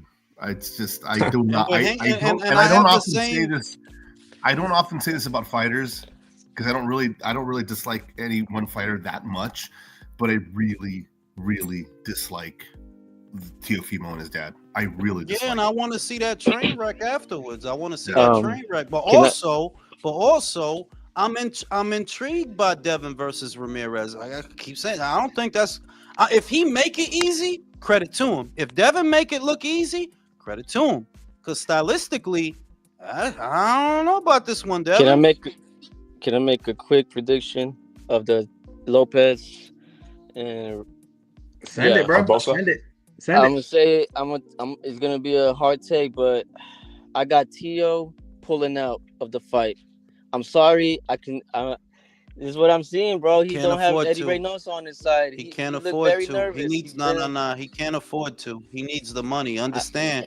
This dude has not fought. I'm telling you, this dude has not fought since Claggett, bro. Claggett was last summer. And he looked bad. Yeah, that's what I'm saying. I'm just telling you, the dude ain't got no money. He got to fight. he ain't got no money. I think it's gonna be a bad timing and bad situation. Just bad timing for him. I don't think he has the option. By robbery. Not even robbery. Tio's gonna be fine. He's gonna win. He's gonna be fine. I got Barboza win this decision. That's I see Ryan pulling out. If I could get a sentence in, that's what I was gonna say. Like, one, I don't. This is not a top rank show. The way they saved your ass with Sandor Martin, this is not a top rank show. The way they saved your ass with Jermaine Ortiz, this is not a top rank show. It's not. And Arnold, just looking at him, he's a spoiler, dog. All the shit you need to shake and shimmy and do your bullshit, he don't give you none of that shit. He's taller and longer than you are. He's gonna stay behind the jab. He don't throw a lot of punches, so you don't really get the counter. You're gonna have to come forward, and we seen what you look like coming forward. I think Arnold's gonna win this one. Who's been training Tio for this fight? Not Reynoso. No, Reynoso's just with Oscar. I mean, with Oscar, with Munguia? Canelo. Yeah, Munguia and Canelo. So the Reynoso thing with Tio was just like a little couple sessions that he's not his actual trainer for the fight. Like, did they have He tried to do it, but I think Reynoso picked a side. Like it fell through or something. Okay. Yeah, Tio did an interview about it. Tio did a whole interview about it a couple of weeks ago, and he said he doesn't know what specifically happened, what he could have done to offend or whatever, but I could already see what happened. The dad. His dad Not even that. It's simple. If you fighting on Friday in New York and Canelo fighting on Saturday in Saudi, guess where I'm gonna be at? Yeah, exactly. Yeah, makes sense. Yeah, exactly. Like Canelo is the priority. Like, nah, I can't get distracted or overload myself fucking with y'all, because you would have had 4 guys going into a camp to fight on the same weekend. You would have had Ryan, you would have had Teofimo and Jaime. And it's like, yeah, see, I can't overbook myself. I'm wearing myself thin trying to do all that. So he just focused on Canelo and Jaime because they're boxing on the same show. Frankly, they're both from Mexico. Tio, you enduring. I'm sorry. Hey, can't everybody be Robert Garcia? Robert Garcia, he could be in your corner in Los Angeles at 10 p.m. And then at 1 a.m., bro, he'll be in Japan in somebody else's corner. He's hard. Yeah, Robert Garcia could be training me right now, bro, and then run over to the corner and train Leo. Like, you know what I mean, bro? Robert Garcia's off the chain, bro. That dude's everywhere, dog. Shout out to Peter. Is everyone booking their flights to Wichita, Kansas to watch the Bronze Bomber throw them windmills? That shit crazy. It's a $5 pay-per-view, dog. That's crazy. Is this his second fight? Still fighting? It's $5. Is that his second fight in Wichita? Yo, Wilder's still fighting? You said this a $5 pay-per-view? Who the fuck is Wilder? That's what they Yo, that's what's up. I could spend $5 on that. You know what I'm saying? Who is this Wilder you are speaking of? I'm good, dog. I could spend that shit on a thing of mayonnaise, bro. $5 ain't shit these days, man. That ain't even. Oscar Jimenez said, "Y'all think Arnold could drop Teofimo?" I think it's possible because, look, not even on the not just the boxing shit, not just the style shit. The momentum seems to be with Arnold. He keep winning fights that I didn't think he would win. I didn't think he was gonna beat Jose Ramirez, and I definitely didn't think he's gonna beat Jack Catterall. I didn't think that. So that's a close fight. It's close, but the fact that he was able to get the decision in Manchester, yeah, that was crazy. That was crazy. It's like they could have fucked him out there, and they didn't. They could have fucked him. And look at Teofimo's layoff, man. I mean, that shit matters, bro, on the elite level. Man, and he never. The other thing that's crazy is he didn't want this. He is forced into this situation because that's your mandatory. If you want to keep that belt, you got to deal with him now. You had a choice before. You don't have a choice now. You know what you gonna do? And you can't, like, I know Caesar think he gonna pull out, but I'm like, the dude ain't fought since last summer, bro. I don't think he got. Yeah. You gotta fight, dog. You ain't got no other money coming in. You gotta fight. If Arnold win this fight, you got Hitchens and Gary Russell in the division. Gary Russell cleans up, man. I didn't see that coming. I would agree with you, but remember, my guy's moving up to that division soon, and I think he gonna own it. Keyshawn. I mean, he gonna own that. What, the WBO? He got the BO. It's just that he not staying at 35. I don't know if he gonna get past De Los Santos, to be real, man. Why don't you get the fuck out? What money you got on? Get the fuck out. I'm putting money on De Los Santos by knockout. Most definitely. I don't believe you. I don't. Bro, De Los Santos is nice, bro. Bro, that dude ain't fought since the Shakur Stevenson fight. Yeah, but look how he came in. And that was what, 2 years ago? Stop it. You talking. Stop it. You talking. He's not like that. My dude, look. No. What it is. He made Shakur look bad. We could all agree on that. He made Shakur look bad. Try that same shit with Keyshawn. Watch what happens. Screen record this. Screen record it. Try that shit with Keyshawn. Watch what happens. Watch what happens. De Los Santos is cracking, man. Dude is cracking. Bro, he got dropped by Rayo, Bella. He got dropped by Rayo. We're talking about the same De Los Santos. Doesn't he have a brain bleed? He had one, yeah. Last year, he had one. You're never the same after that. You're never the same after that. You're not the same after that. Hey, if he was that good, shouldn't he have closed the ring better against? Y'all talking about brain bleed? Did y'all see that footage of Venado getting dropped by a fan? A fan, bro. Luis Lopez, El Venado, bro. He was like, sparring a fan. The fan dropped his ass, bro. Oh man, yeah, he had a brain bleed. Bro, Venado can't be trusted, bro. He's crazy, wily, bro. That motherfucker, he fights with reckless abandon and shit. That's why I like him. Damn, that's fucked up. I'm gonna go take a shit. I'll be right back. That Keyshawn De Los Santos fight, man. That's gonna be live. That's gonna be lit. I mean, De Los Santos the same, but you saying he got a brain bleed and shit. That's crazy shit. That's crazy, bro. You literally putting your life on the line on that shit. That's an easy. I don't think they'll get him the fight though. I don't think they'll give him the fight to go to the Bro, 12. Keyshawn's coming off of 2 knockout wins, bro. You got De Los Santos, who hasn't fought in over I don't know how long. Since 2023. God damn, 2 years ago. I'll 2 put money on years. Keyshawn any day. I really didn't expect Keyshawn to get the knockouts he did. It seemed like he getting stronger. I don't know. But yeah, I wasn't expecting him to knock out Limos. Yeah. Yeah, he knocked him out. And then even Baranchik, right? I didn't expect him to knock him out as quickly as he did either. Yeah, that was like crazy. Shocking. I was like, damn, the fuck? Yeah. The thing So maybe is he hit harder than I think, but man, De Los Santos can crack, man. That dude got some shit, bro. I'll put money on Keyshawn any day. Yeah, Keyshawn's a dog. The thing with Keyshawn is some of these young guys. I was watching Keyshawn at the beginning of his career.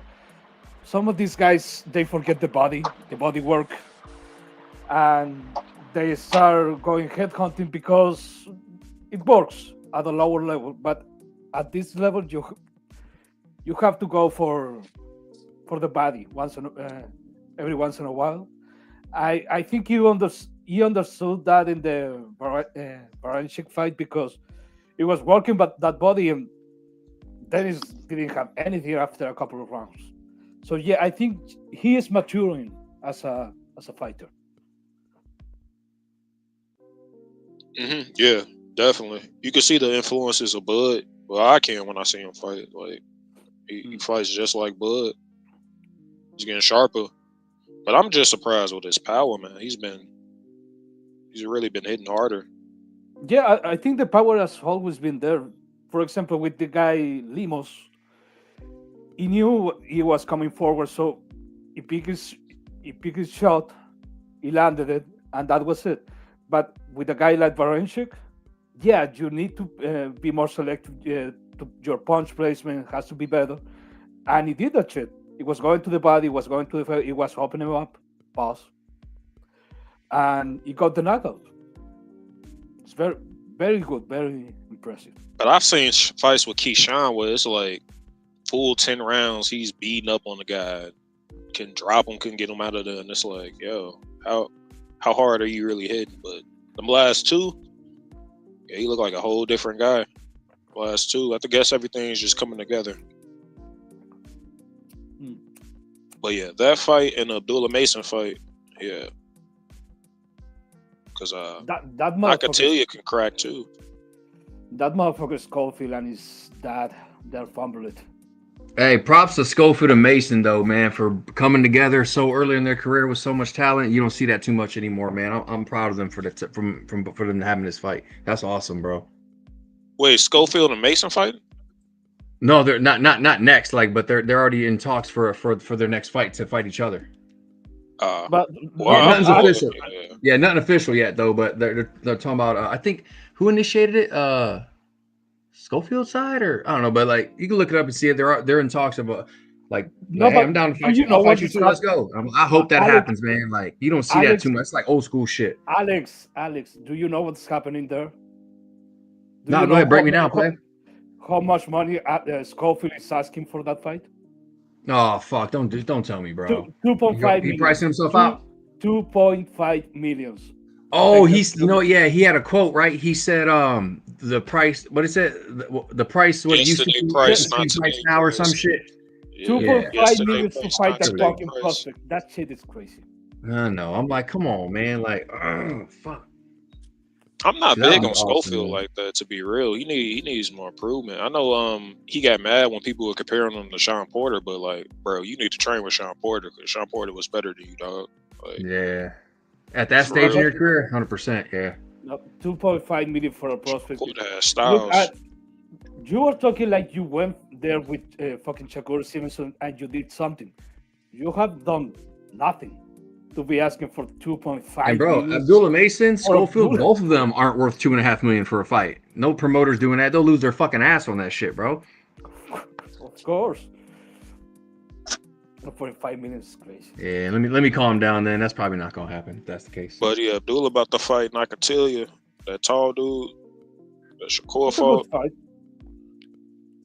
I mean, Abdullah should be able to handle it, but I mean, Abdullah's chin though. Like last time he fought a puncher, he got dropped, and the puncher was a bum. It was a bum with power. You know what I mean? Yeah, I mean, I rewatched that fight a couple times, man. And I chalked up to like immaturity, youth, mistakes. Like he wasn't hurt, off balance, bad decision in the moment.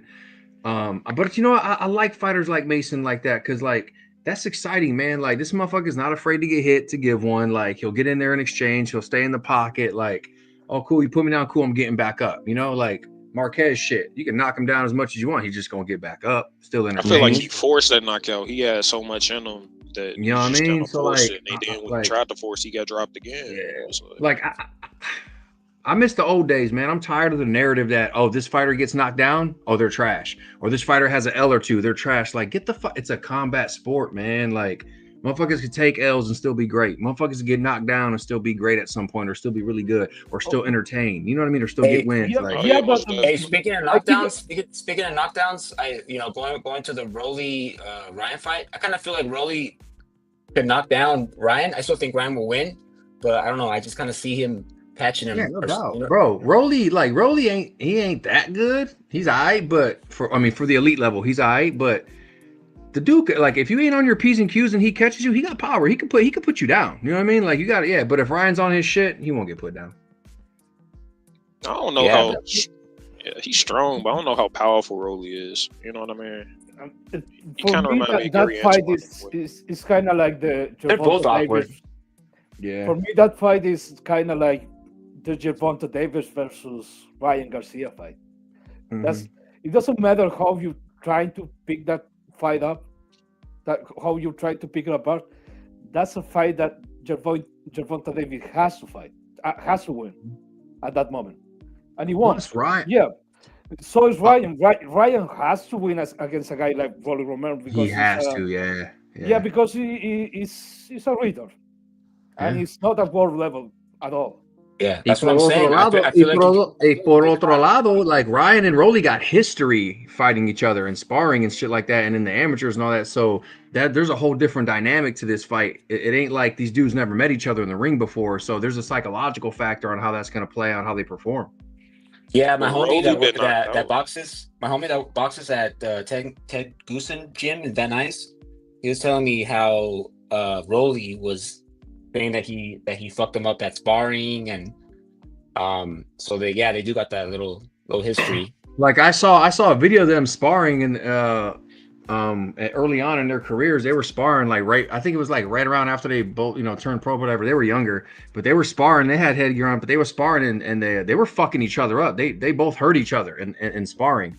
So I'm like, okay, but at the same time, Ryan was in Rolly's territory with all the Rolly support around the ring and just a couple people there for Ryan. That's a psychological factor. So I like the intrigue that they have a psychological history with each other. They both like to throw those. Y'all know how they are. They both like to sling those like wily, like slingy type punches from range. I don't know. I'm interested. I'm watching. I'm gonna be entertained. I'm down. I'm good. Yeah. The difference is, I think Ryan was a little bit younger than Rolly. He's a little bit young. So Ryan was smaller at that time. Ryan got bigger. Now, if you want to say he got bigger because he got help, yeah, maybe. But he got bigger. Now you can say it's a proper welterweight, maybe. And Rolly, I don't think he didn't get better, and I don't think he got bigger. We just move up in weight. So yeah, this is gonna be different. Ryan's back with Reynoso, que no? I don't know. Isn't he? No, I think no. He's with Derek James. No, yeah, he's with. Okay. I'm saying because for a little bit he went back to Reynoso. You're right.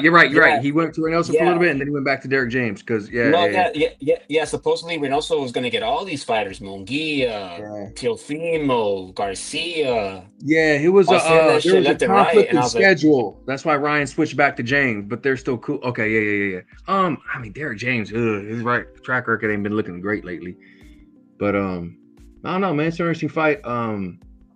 if they're both focused and they both take their camp serious, I got Ryan, man. As much as that little fucker annoys me, I think he wins.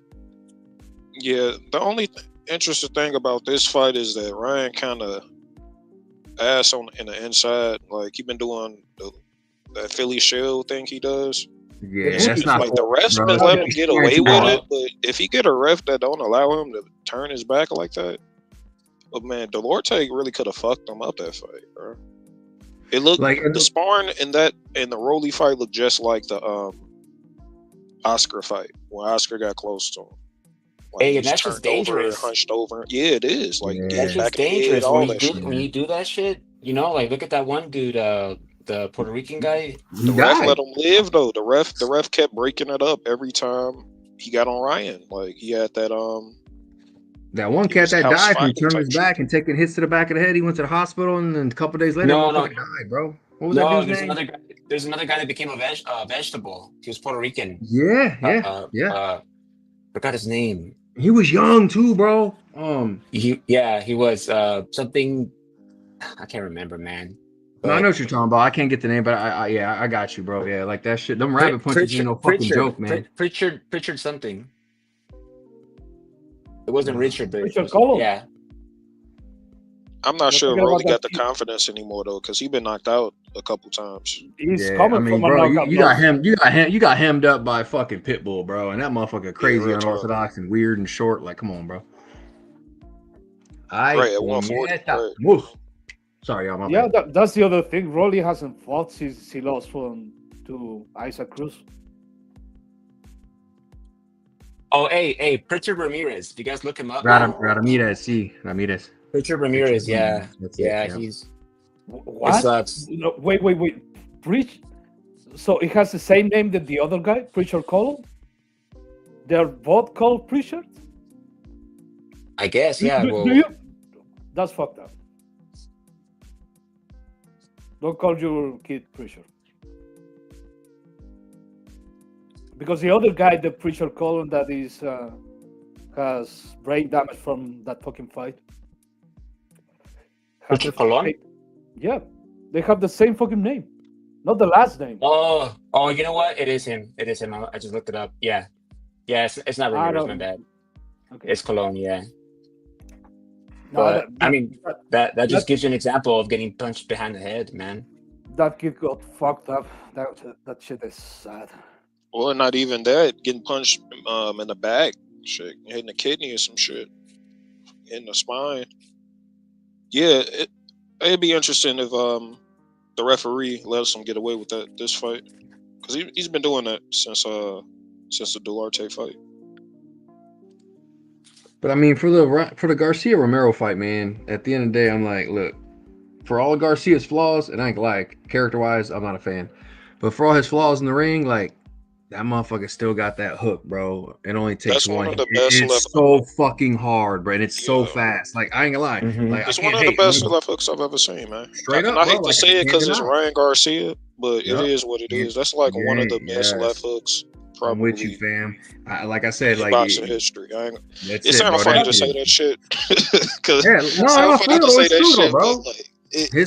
His fucking hook is phenomenal, bro. Like, I'm sorry, like that's just what it is. Who was that? What was the fight where he shot that shit and it was on slow mo? It was fast as fuck. Couldn't even see that shit. Like, I don't remember. The Emmanuel to go or whatever. Fortuna. The Fortuna fight. He called the Filipino dude.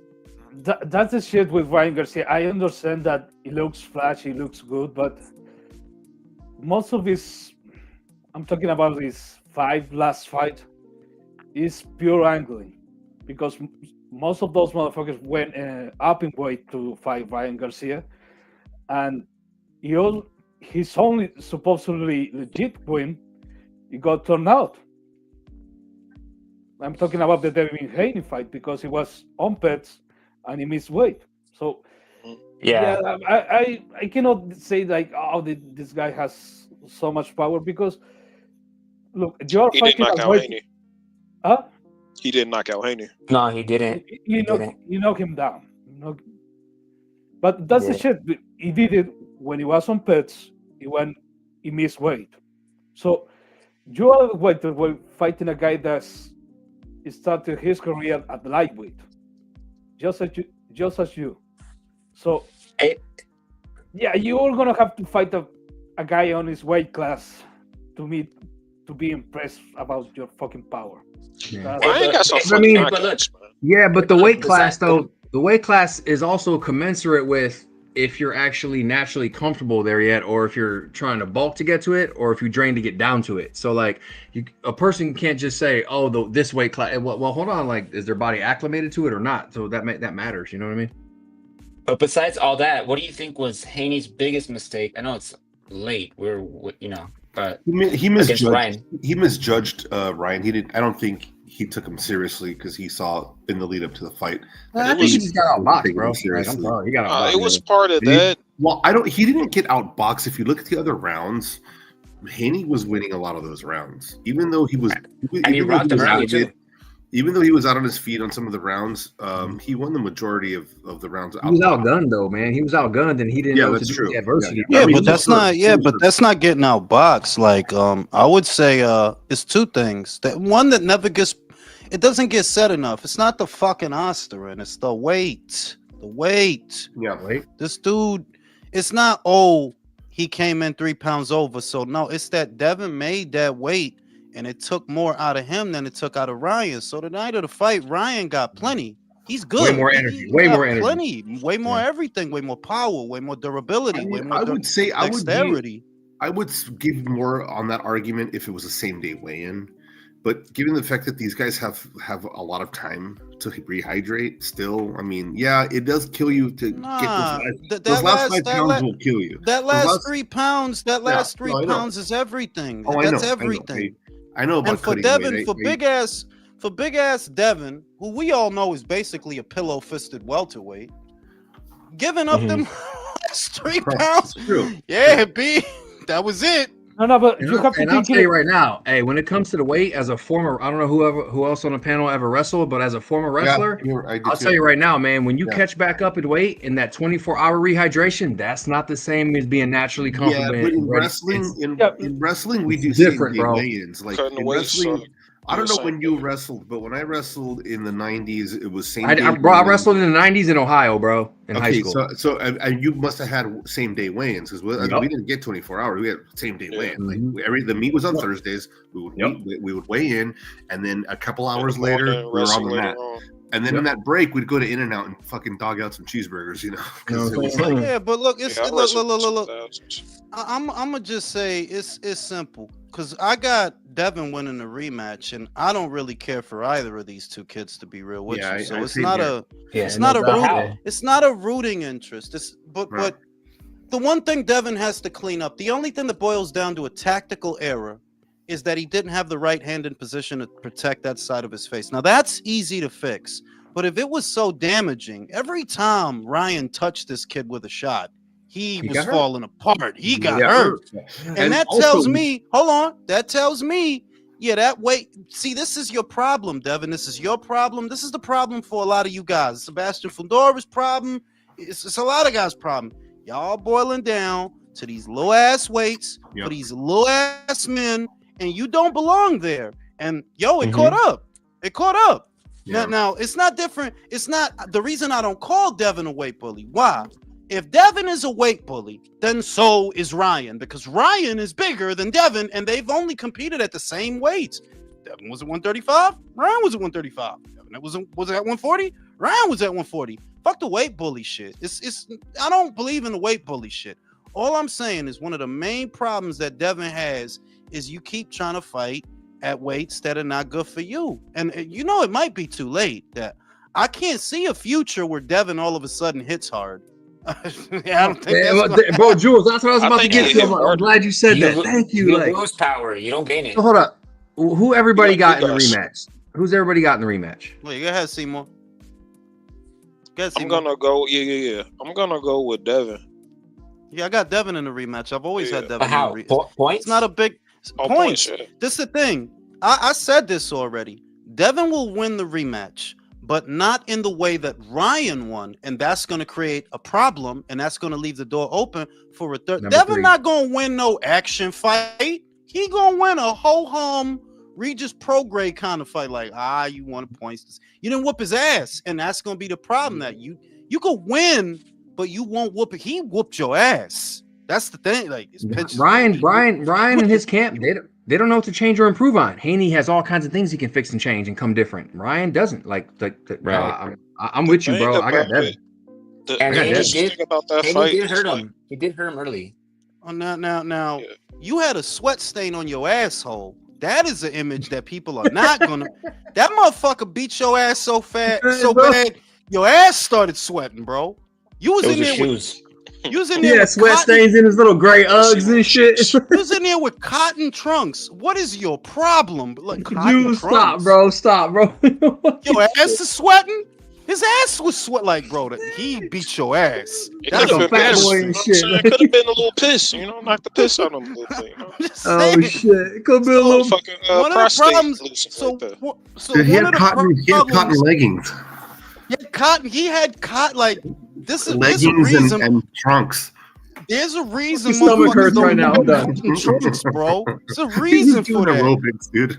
Right. So one of the problems. Wait. One of the problems that Devin faces ahead of a rematch is you can win the rematch, but if you don't win how Ryan won, they're not gonna stop making fun of you, dog. Like, they're not, dude. Bro. They're not, bro. That guy's career is what it is. That guy's career is in the toilet, dude.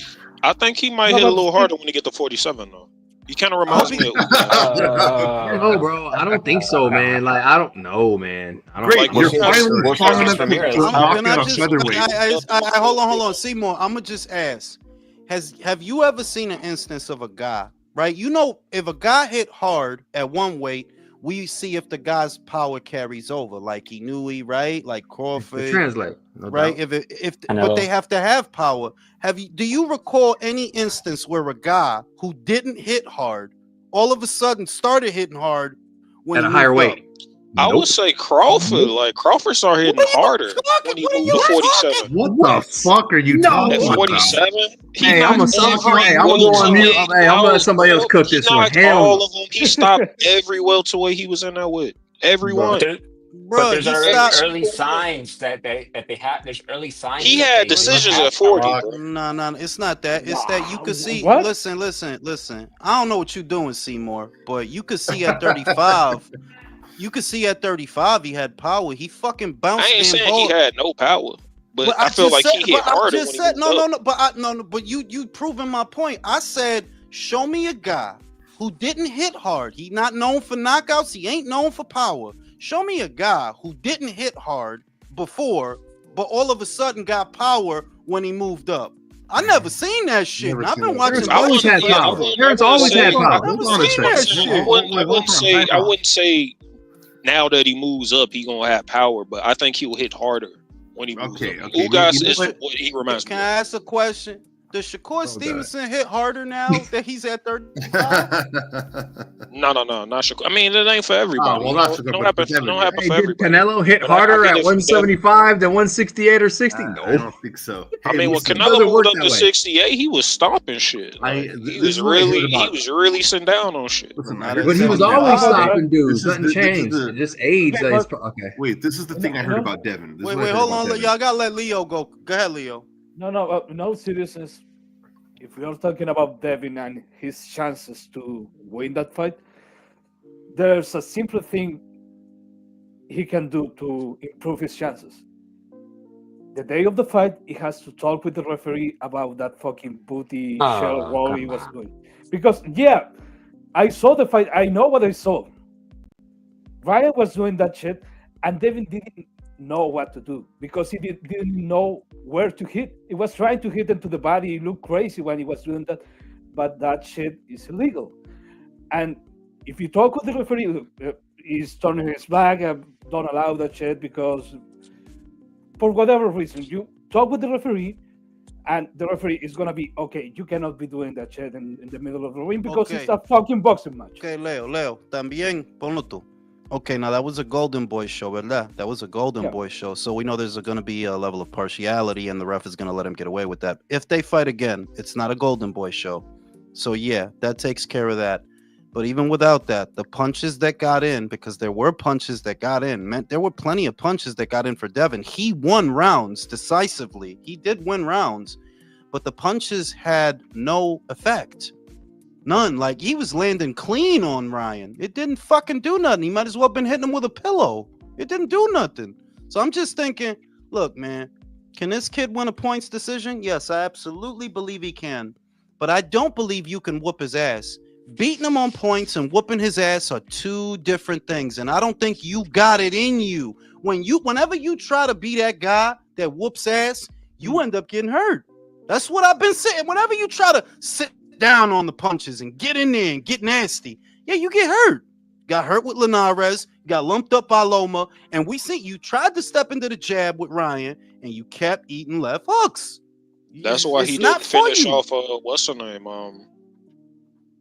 What's the guy want Progress? Like he was outclassing Progress, and everybody was wondering, like, bro, he hurt. Why don't you come in? I think that's why Bill told him not to go in and finish that, because just take one shot, you know. Yeah. Well, that was my next question.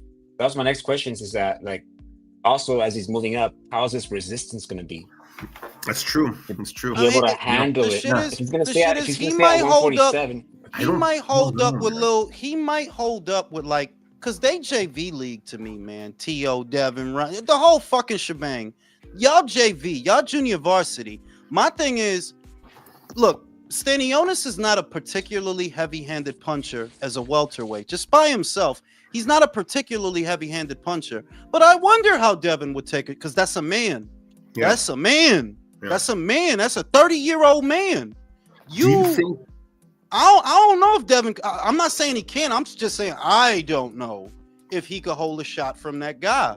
Do you think that when he moves up to 154, for example, one day, that he would have enough power to knock out Jojo Diaz? That's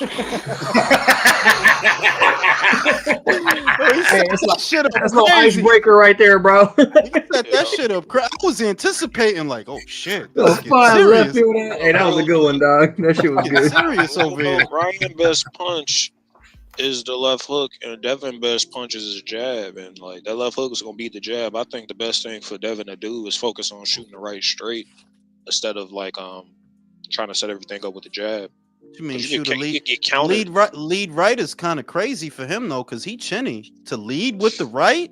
You gonna shoot the lead right? You gonna chance it? You know how Floyd will like lead with his right. Like after you shoot it, you can like use head movements to like try to avoid what's coming next. Yeah, but all right, not a good parallel, because Floyd was way more fluid in the pocket, in the line of fire, than Devin. Floyd could shoot the right and still be tricky.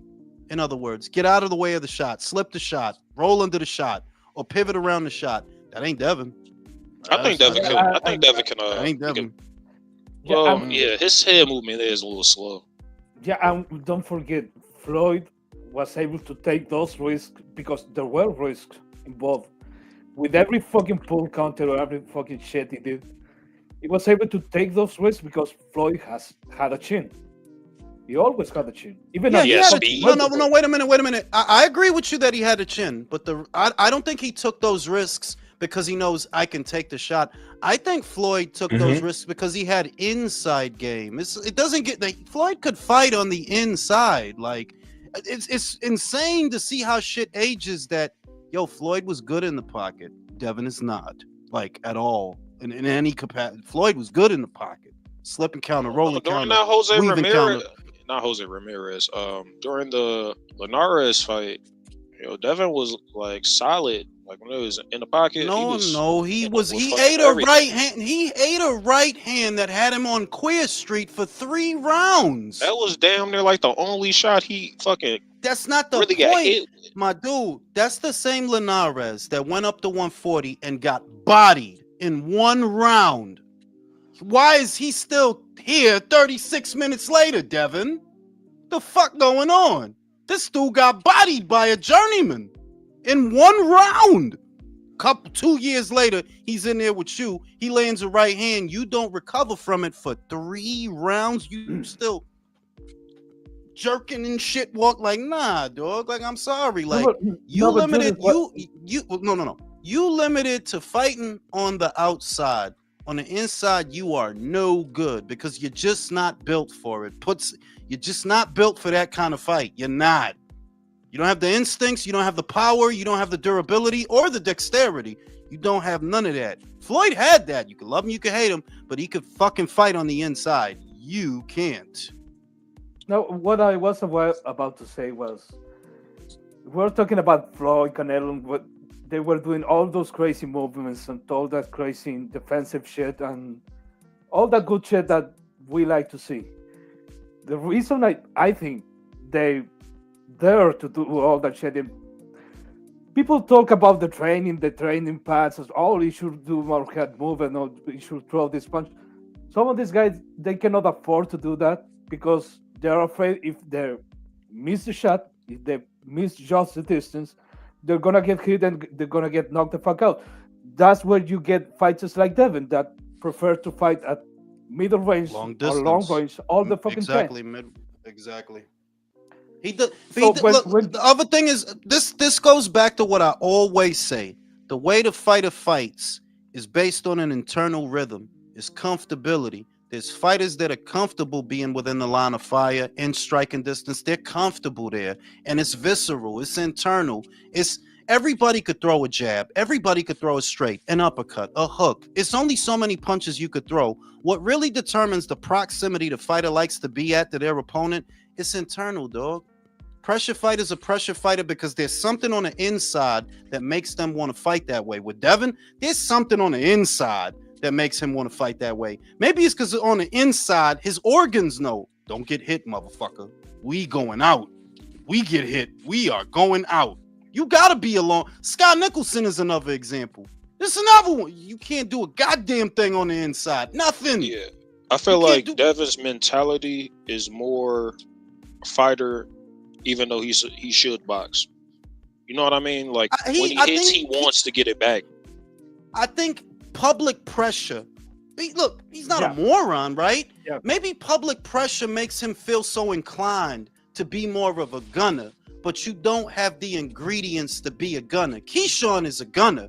Abdullah is a gunner. You could see that. Abdullah got fucking knocked down 2 times, still got up, still knocked the motherfucker out. Still, he's a gunner.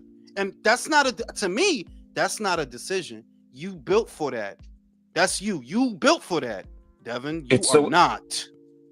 It's the way they promoted him too, and the way they hyped him up. So now it's like, unfortunately, as you move up, I mean, his power's not going to carry over. I mean, what he's going to say at 147 in 5 boots? Look, Usyk is a good example of a guy who's never been big on power, right? But he's a gunner, right? He has the thing that Devin doesn't have because Usyk's not a big puncher, but he's comfortable mid-range, the inside, letting his hands go. He got the confidence that, I'm here. Y'all need to see that Joyce fight. Joyce looked like a goddamn tower next to him. Bing, bing, bing, getting to the side. Bing, bing. He trading with him. Bing, bing. He's a gunner. That's internal, dog. Hey, that's not a decision that he's a gunner, bro. He's comfortable. Devin is not. Yeah, but Jules, he's an anomaly too. Not saying that he isn't, but the point that I'm making is some things don't boil down to strategy. Some things I think are God-given. That's your internal rhythm, Devin. You got to be long range. That's your internal rhythm. Picking the shots, taking your time, and fighting at a controlled pace. Because the moment you deviate, you seem to get your ass whooped. Yeah, and the other thing is how much you're gonna ask for a guy like Devin is very good at middle range, long range, and now you're asking him to be good on the inside and have power. You are talking about potentially a top 10, top 3, top 5 pound for pound, something like that. Because that's Usyk, that's Canelo, that's Inoue. Devin is not that. Devin is a middle range, long range fighter at best. We could say it that the guys that broach the upper tier of the pound for pound have shown, not that we think, they have shown the ability to fight at different ranges. They have already shown the ability to deal with different styles, different physical. They all have. Usyk, Inoue, Crawford, Canelo. They all have. Bivol too, because I got him in the top 5. They've shown the ability to deal with different styles, different physical advantages and disadvantages. Whereas Devin, you're a limited fighter. You, T.O., your whole cycle, y'all all some limited fighters. T.O. ain't shit on the front foot. T.O. ain't shit on the front foot. Neither's Devin. Nah, y'all not. Like lack the ability to adjust their style mid-fight. Yeah.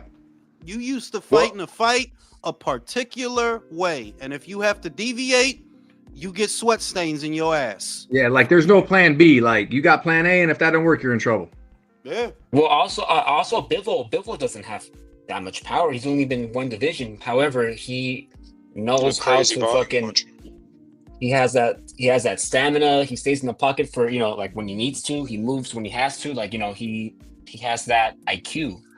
Bivol but Pitbull is one of those anomaly fighters that's mad awkward and extremely hard to deal with. I don't care who you are, he's weird for you. It's hard to explain. It's like an intangible. Like Pitbull's style is one of those weird anomaly weird ones, man. It's I don't know. He didn't say Pitbull. He said no. Bivol. I was saying Bivol. And he said Pitbull. Okay, I got you. My bad. And Bivol, the way that Bivol compensates for his lack of power is with volume and angles. If you notice.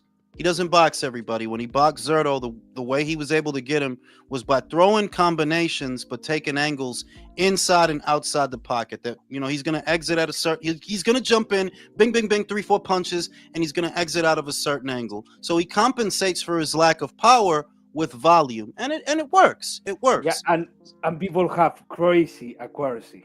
Yeah, it's crazy. You got a guard, man. Because he has punch resistance, which is something you can't learn. It's something that you kind of and Devin don't have that. Devin don't have that. What a lot of people don't realize about Bivol, you have to have a keen eye for the science of it. Is Bivol is a master at varying his intervals on when he jumps in and when he jumps out, how long he stays in, how long he stays out.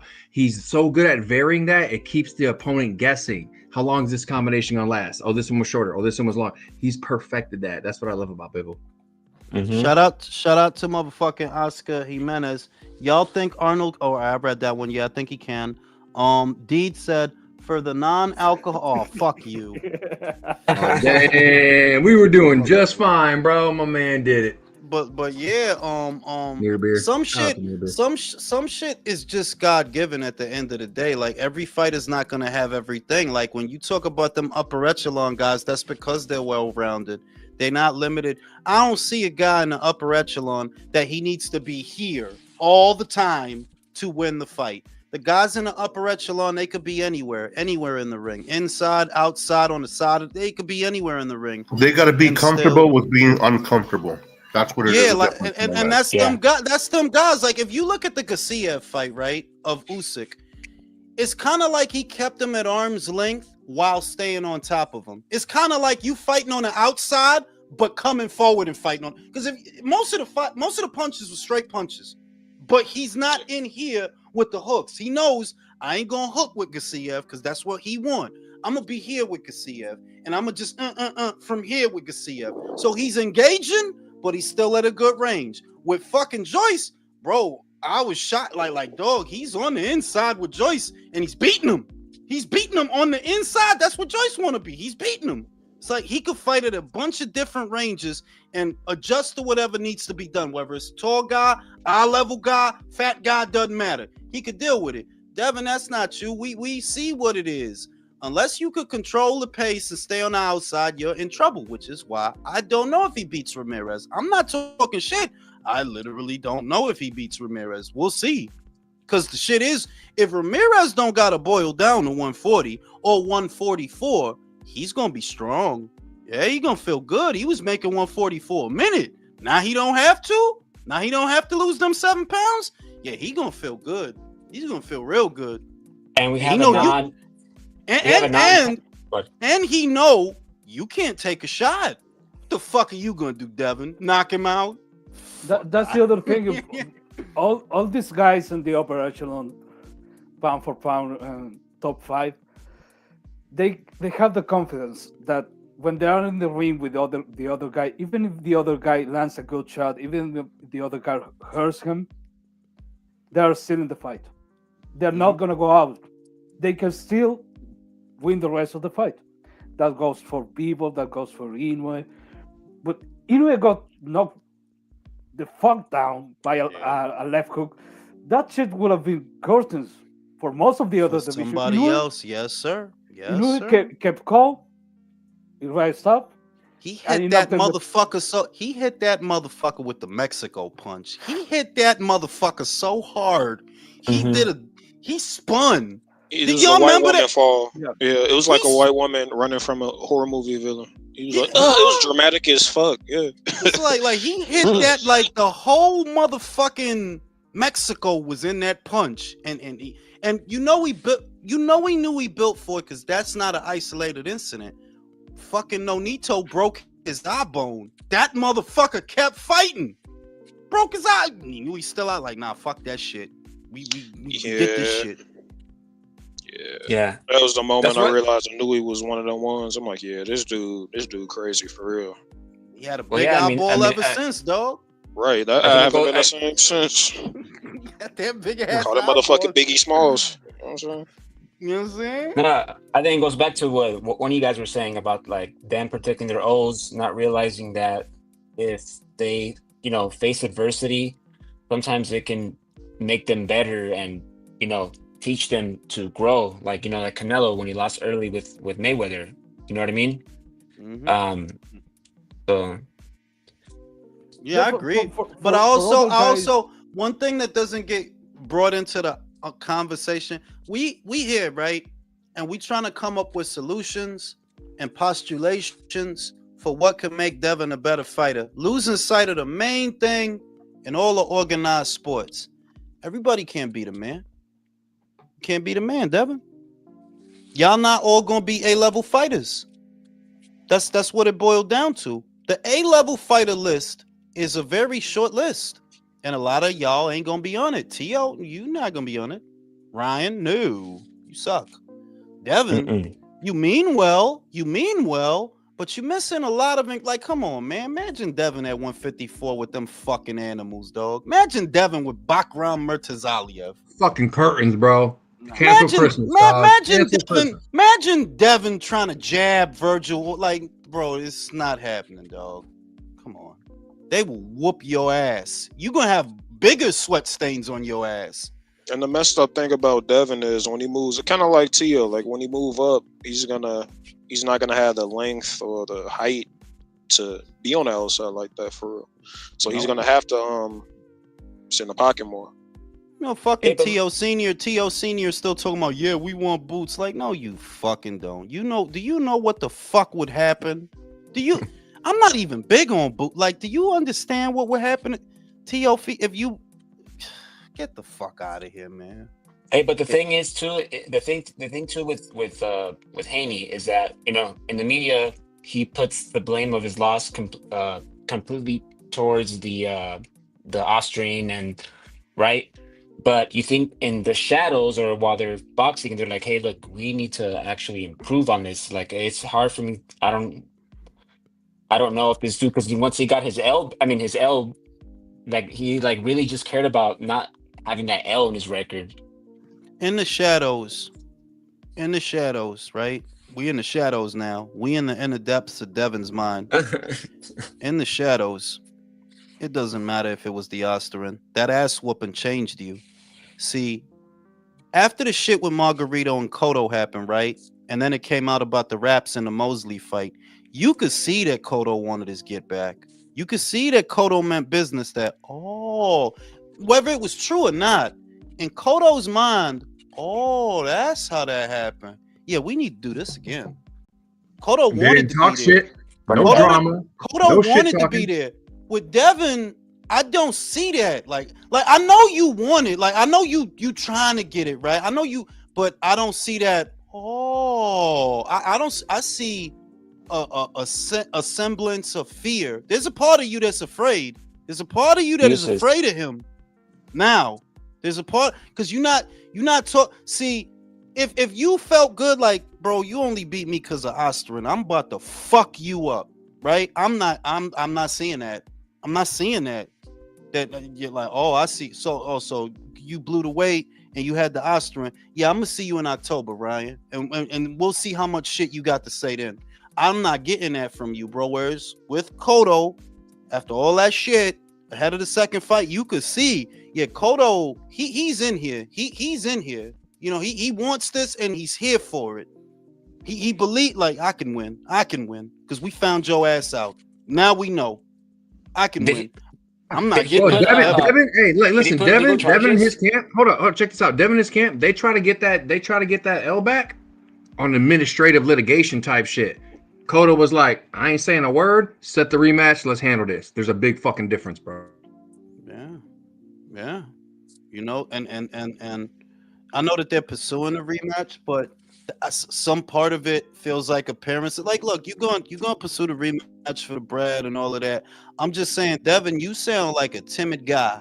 You sound timid, you know. The air you had about you before the fight is not the air. You don't even look mad. And that's why it's worried. You don't even look mad. You should be mad. They've been fucking with you and laughing at your ass for a year, and you don't look mad. If you ain't mad, you must be sad. It's fucking with you. You need to get mad, Devin. You get mad. Get angry about that shit. You know how hard it is to get pussy in your shoes, dog? It must be hard to get some pussy now. Like, damn, Ryan beat your ass. People keep saying that shit. GIFs all over the place, memes and shit. People fucking with you and talking shit. Carnies is talking shit. Cotton candy all on their shirt talking shit to you. That can't feel good, dog. Stop it, dude. Can't feel good, dog. That shit's fucked up, dude. Bro, I'd have been playing GoldenEye for a year. Like, yeah, I'm not going outside. Fuck this. I'm staying home. I'm gonna play GoldenEye. Hey, but did Cotto press charges or try to go about it the legal way? No. Cotto didn't do none of that. I remember the fucking what was it with Max Kellerman? He was showing him pictures like mira, esta madre no es. Yeah, but that was after. Yeah, but remember, that was after the fight got made. The fight was made when he did that. You see what I mean? It wasn't some before shit. It was the fight is made. The rematch was made, and more importantly, it's not just he wanted him blood. It's his attitude. It was he looking at that motherfucker square in his face like, yeah, we doing this shit again. With Devin, you wearing shades everywhere. You still buying ugly ass shoes. You not speaking with your chest out like you were before. You know, I don't know. I'm picking if he makes it to the rematch with Ryan, yeah, I think he could win. But we're not there yet. You got to get past Jose.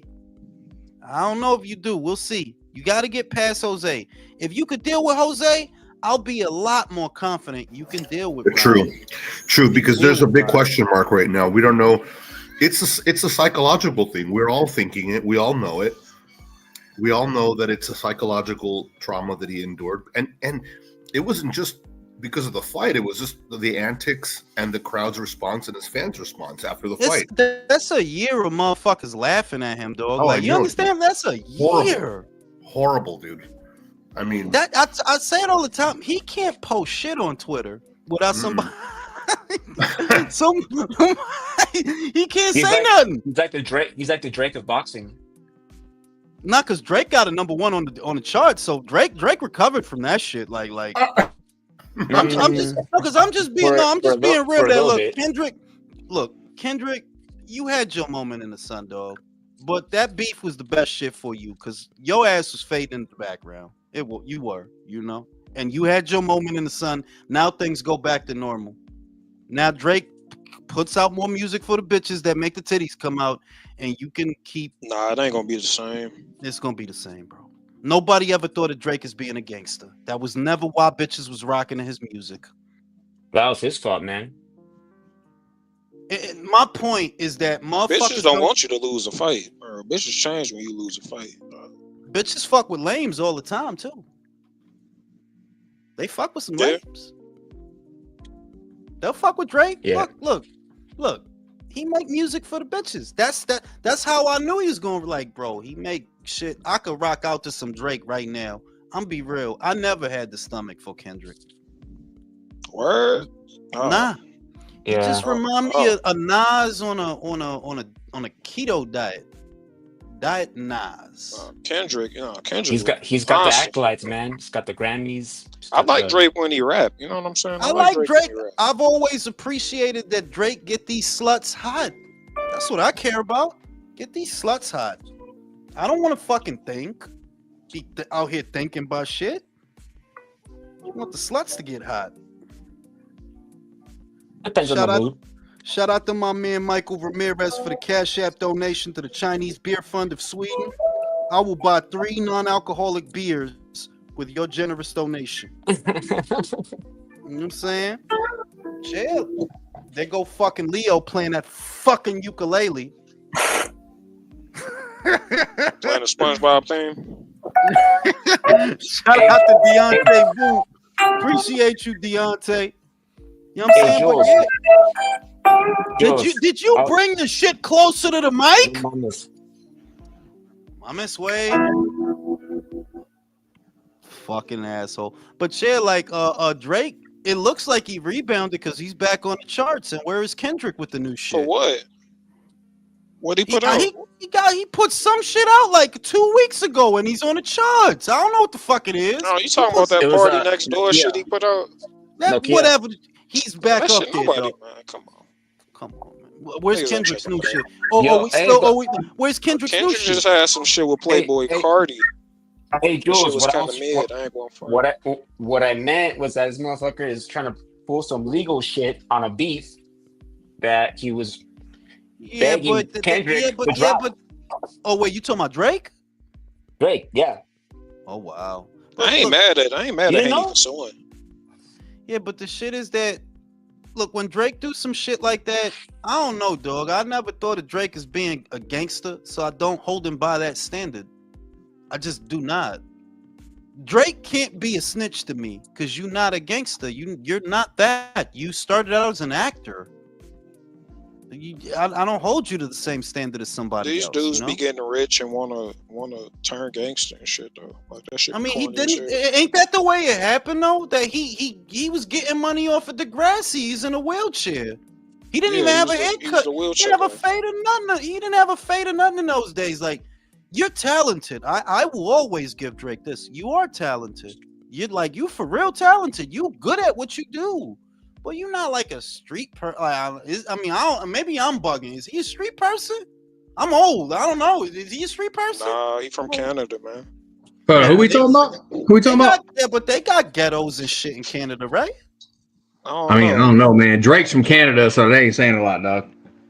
They got maple syrup in Canada, man.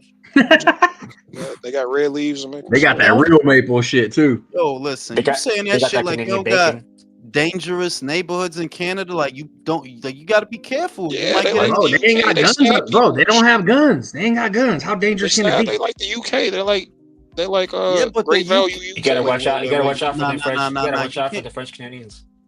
You can't say they like the UK on some soft shit, because even though they ain't got guns out there, you get stabbed in a heartbeat out there, my dude. Yeah, that's what I'm saying. They stab people. But like they do, because the UK for real, like they try and stab you out there, bro. Like the UK, you can get arrested for your social media posts, bro. Fuck the UK, they're fucking socialists. Shout out to Javier. Do you believe Joe Parker beats AJ in a rematch if he's confident? I hate to say this, but if he go for it, yeah, he probably could. If you box AJ, you're gonna lose. If you go in there thinking you gotta charge him. You gotta charge him. Joe's avenue to win that fight is charge him and land big punches. Put him back in that place that he was in with Daniel Dubois. Charge him and land big punches. That is your shot. Stay close and go for broke, bro. That's how you get your success there. Because if you box him, you gonna lose again. Yeah, you go in here. AJ, man, I don't know why still, but for me, like, I don't know, correct me if I'm wrong, y'all can challenge it, but he's too fucking patient. Like, too patient. Like, bro, like, have a sense of urgency in certain moments, dog. Like, come on, bro. AJ got so many tools, he don't be knowing which ones to use. That seems to He have just might don't be a got thing. That all might the be a time. thing, man. He just don't got it. His chin's just not. You know. Got I ain't another gonna say hand. that. I ain't gonna say that because I feel like he's missing a dog in him. Like there's a dog that needs to be let out, bro. I think ain't gonna say brain damage. I ain't gonna say it's a chin thing. I ain't gonna say it's a chin thing because it's heavyweight. Anybody get hit? Like, look, Daniel is knocking motherfuckers out. You know what I mean? The heavyweight rule. Yeah, it's a heavy. I don't think it's. I think this a dude. But who has Usyk so damn near many. should have knocked him out. Yeah, but Usyk is a special gravy, dog. Like you can't even get that at Publix. You got to order that. He's You a said special you can't gravy. get it at and Publix goes hard, dog. You know what I'm saying? You can't get. That's a. I'm gonna say. What I see on AJ is you got so many tools because he literally does. You just don't be knowing which ones to use.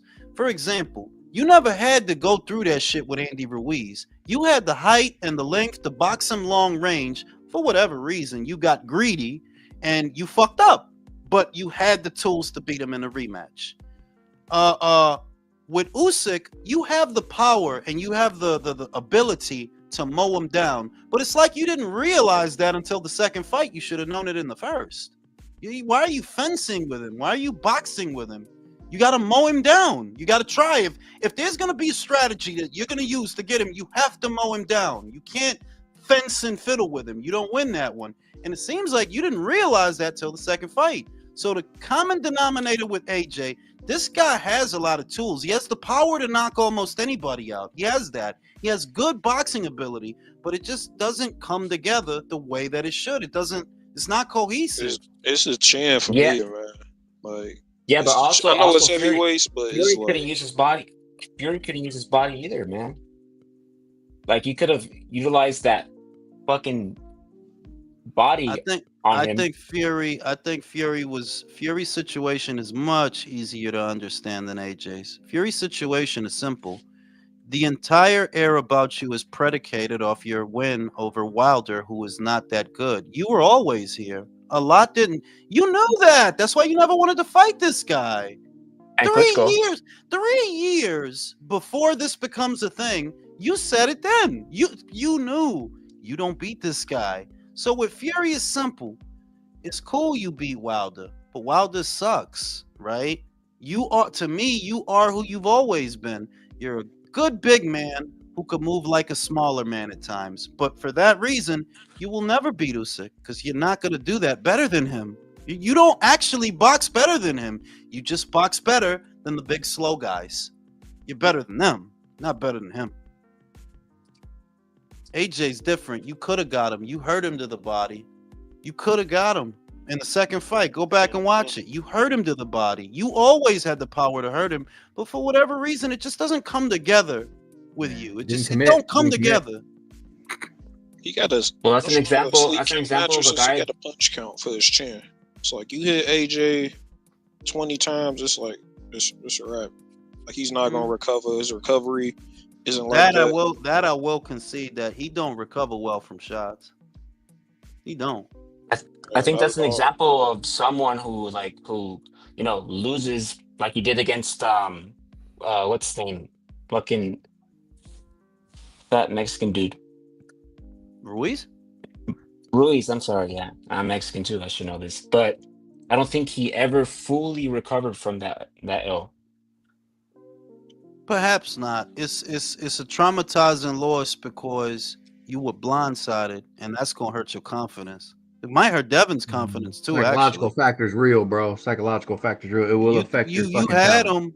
You had him. You knocked him down, and you were close to knocking him out, and you got caught, and you just not gonna pull the trigger with the same confidence before that. You not, because you're gonna be worried about.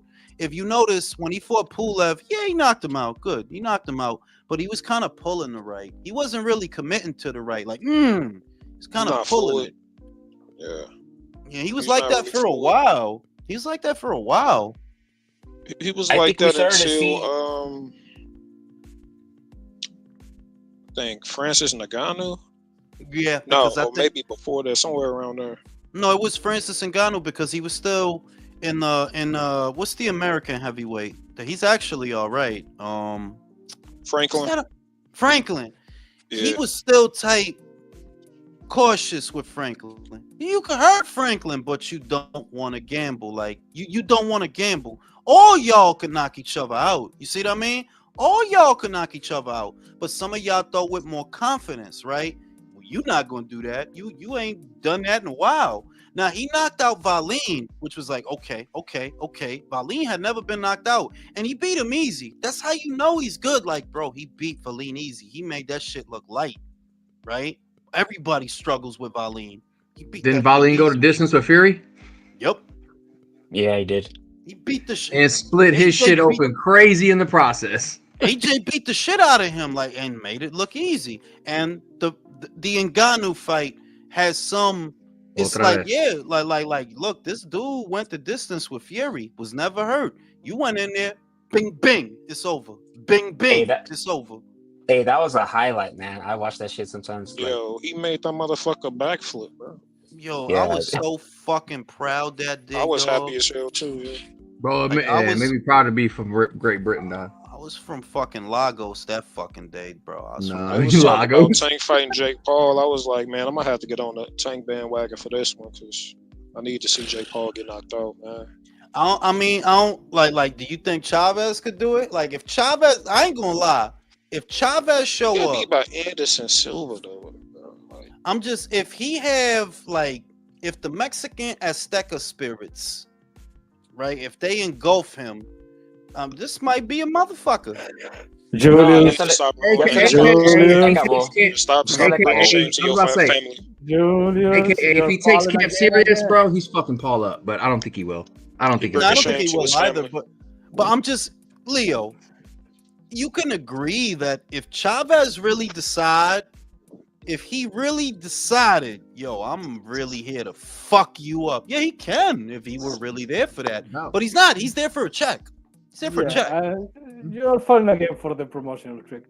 But if that was the Chavez that could show up to that fight, Jake will have never offered him a fight.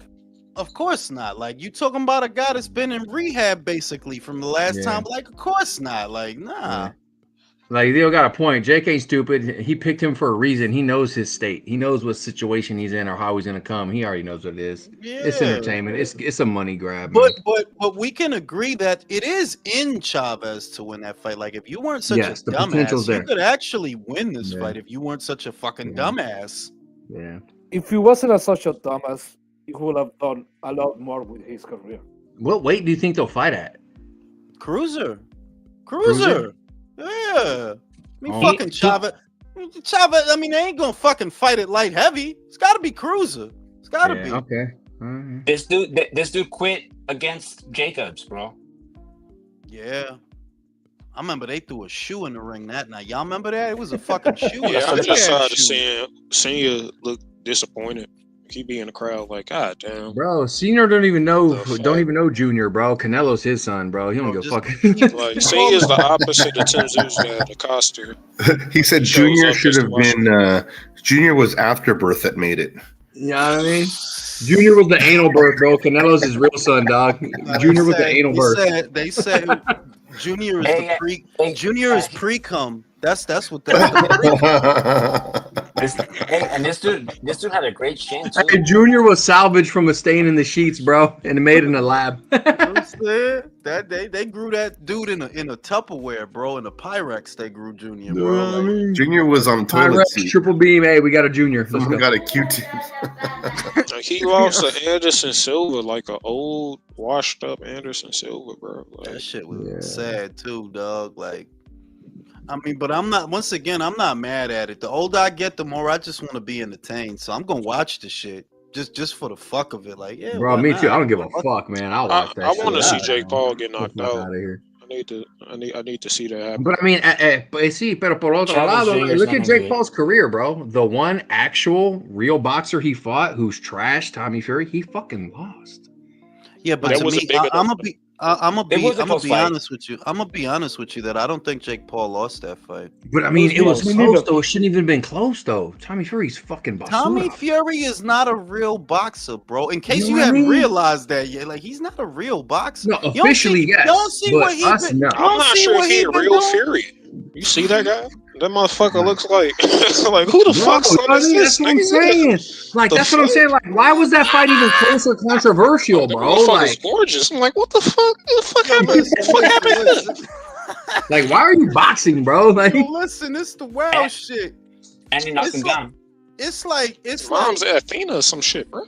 He like you could kind of see that he a Fury based on how he built. He got Neanderthal arms, just like Tyson. If you look at Tyson, he got big knuckle dragon arms, right? So does Tommy, but it's like, yeah, you really look like a Ken doll, bro. Like what are you fighting for, bro? Just go do. I'd have been on my Ryan Garcia shit, bro. Bro, I would have brought the Fury. If I'm him, I'm bringing the Fury name to pornography. Like, yeah, you did it in the boxing ring. I'm going to do it in the field of pornography. I'm going to fuck all the bitches. OnlyFans action, bro. Fuck it. All the bitches. What would your porn name be? Damn, I gotta think about Dick it. Fury. What I call myself? Because if I'm a Fury, that's so on the nose. I don't know. Damn. That's what I'd have been doing. Like, I'd have been making moves. Like, what the fuck am I out here fighting people for, dog? I look like a Ken doll. I need to be fucking these bitches. I need to be fighting. Well, he was on a TV show. He was, but that was in the middle of his boxing career too. Like, remember, he did start out like a regular boxer. You know what I mean? Fighting gatekeepers and shit like that. He looked like shit, by the way. And then it got weird. He looked like shit. It ain't like he wasn't looking good, but he did start out with a pretty run-of-the-mill career. And it's like, what you even fighting for, bro? You need to be fucking these bitches. You know, like, fuck that shit. Fuck these bitches. He said, what you fighting for? You need to be fucking these bitches. I'm just saying, like I get money fucking these bitches. Yo. Oh, damn. Jake Paul here's this shit. Now, wait a minute. Here's this shit. When fucking, I ain't gonna front, dog. When they daddy was young, he looked like Orlando Bloom in Pirates of the Caribbean. He had like the curls and all that shit. Like, he looked like a swashbuckler or some type of shit. Hey, see, this is why. Look. This is why I don't argue with Jules too often. This motherfucker know what the Fury's daddy looked like when he was young, bro. I'm done, bro. Like, I'm good. So Tommy Fury is like the Tommy Fury's like the bastard child of Ned Stark. You know what I'm saying? He's kind of like Gypsy. He's a Jon Snow. He's a Jon Snow. In other words, though, because that's who they father. He looked like Jon Snow. Like, if you go back, you could see that. Like, Jon was getting some bitches. Yeah, but Jon Snow had hands with that sword, though. He had hands with that sword play. He was a beast. Okay, but this is when people like to talk about now Julius is really Andy Lee. This is the kind of thing that Andy Lee will know. How fucking John Fury looked when he was younger. Salami. I'm sorry, Leo. My bad, bro. I'm sorry. That's crazy. Fucking stomach hurts. I hate y'all, man. I fucking hate all y'all. Hold on, bro. Hey, damn, they're running at the Honda Center, bro. Oh shit, Chavez bro. Jr. Motherfucker came up with that shit fast. Hey, they got same day entry at the Honda Center for that fight too, bro. Yo, that's fucking crazy. Same day entry, third row. You're good. Hey, how do you feel about Shakur Zepeda? Zepeda got him. I think Zepeda is gonna be his kryptonite. Oh, word. Look, up until recently, it was brought to my attention, or I was reminded of a fight that Shakur had with a pressure guy. I completely forgot about this fucking fight, and that was the Joaquin Gonzalez fight. In my mind, I had not seen Shakur against the pressure guy, and I forgot about the Gonzalez fight.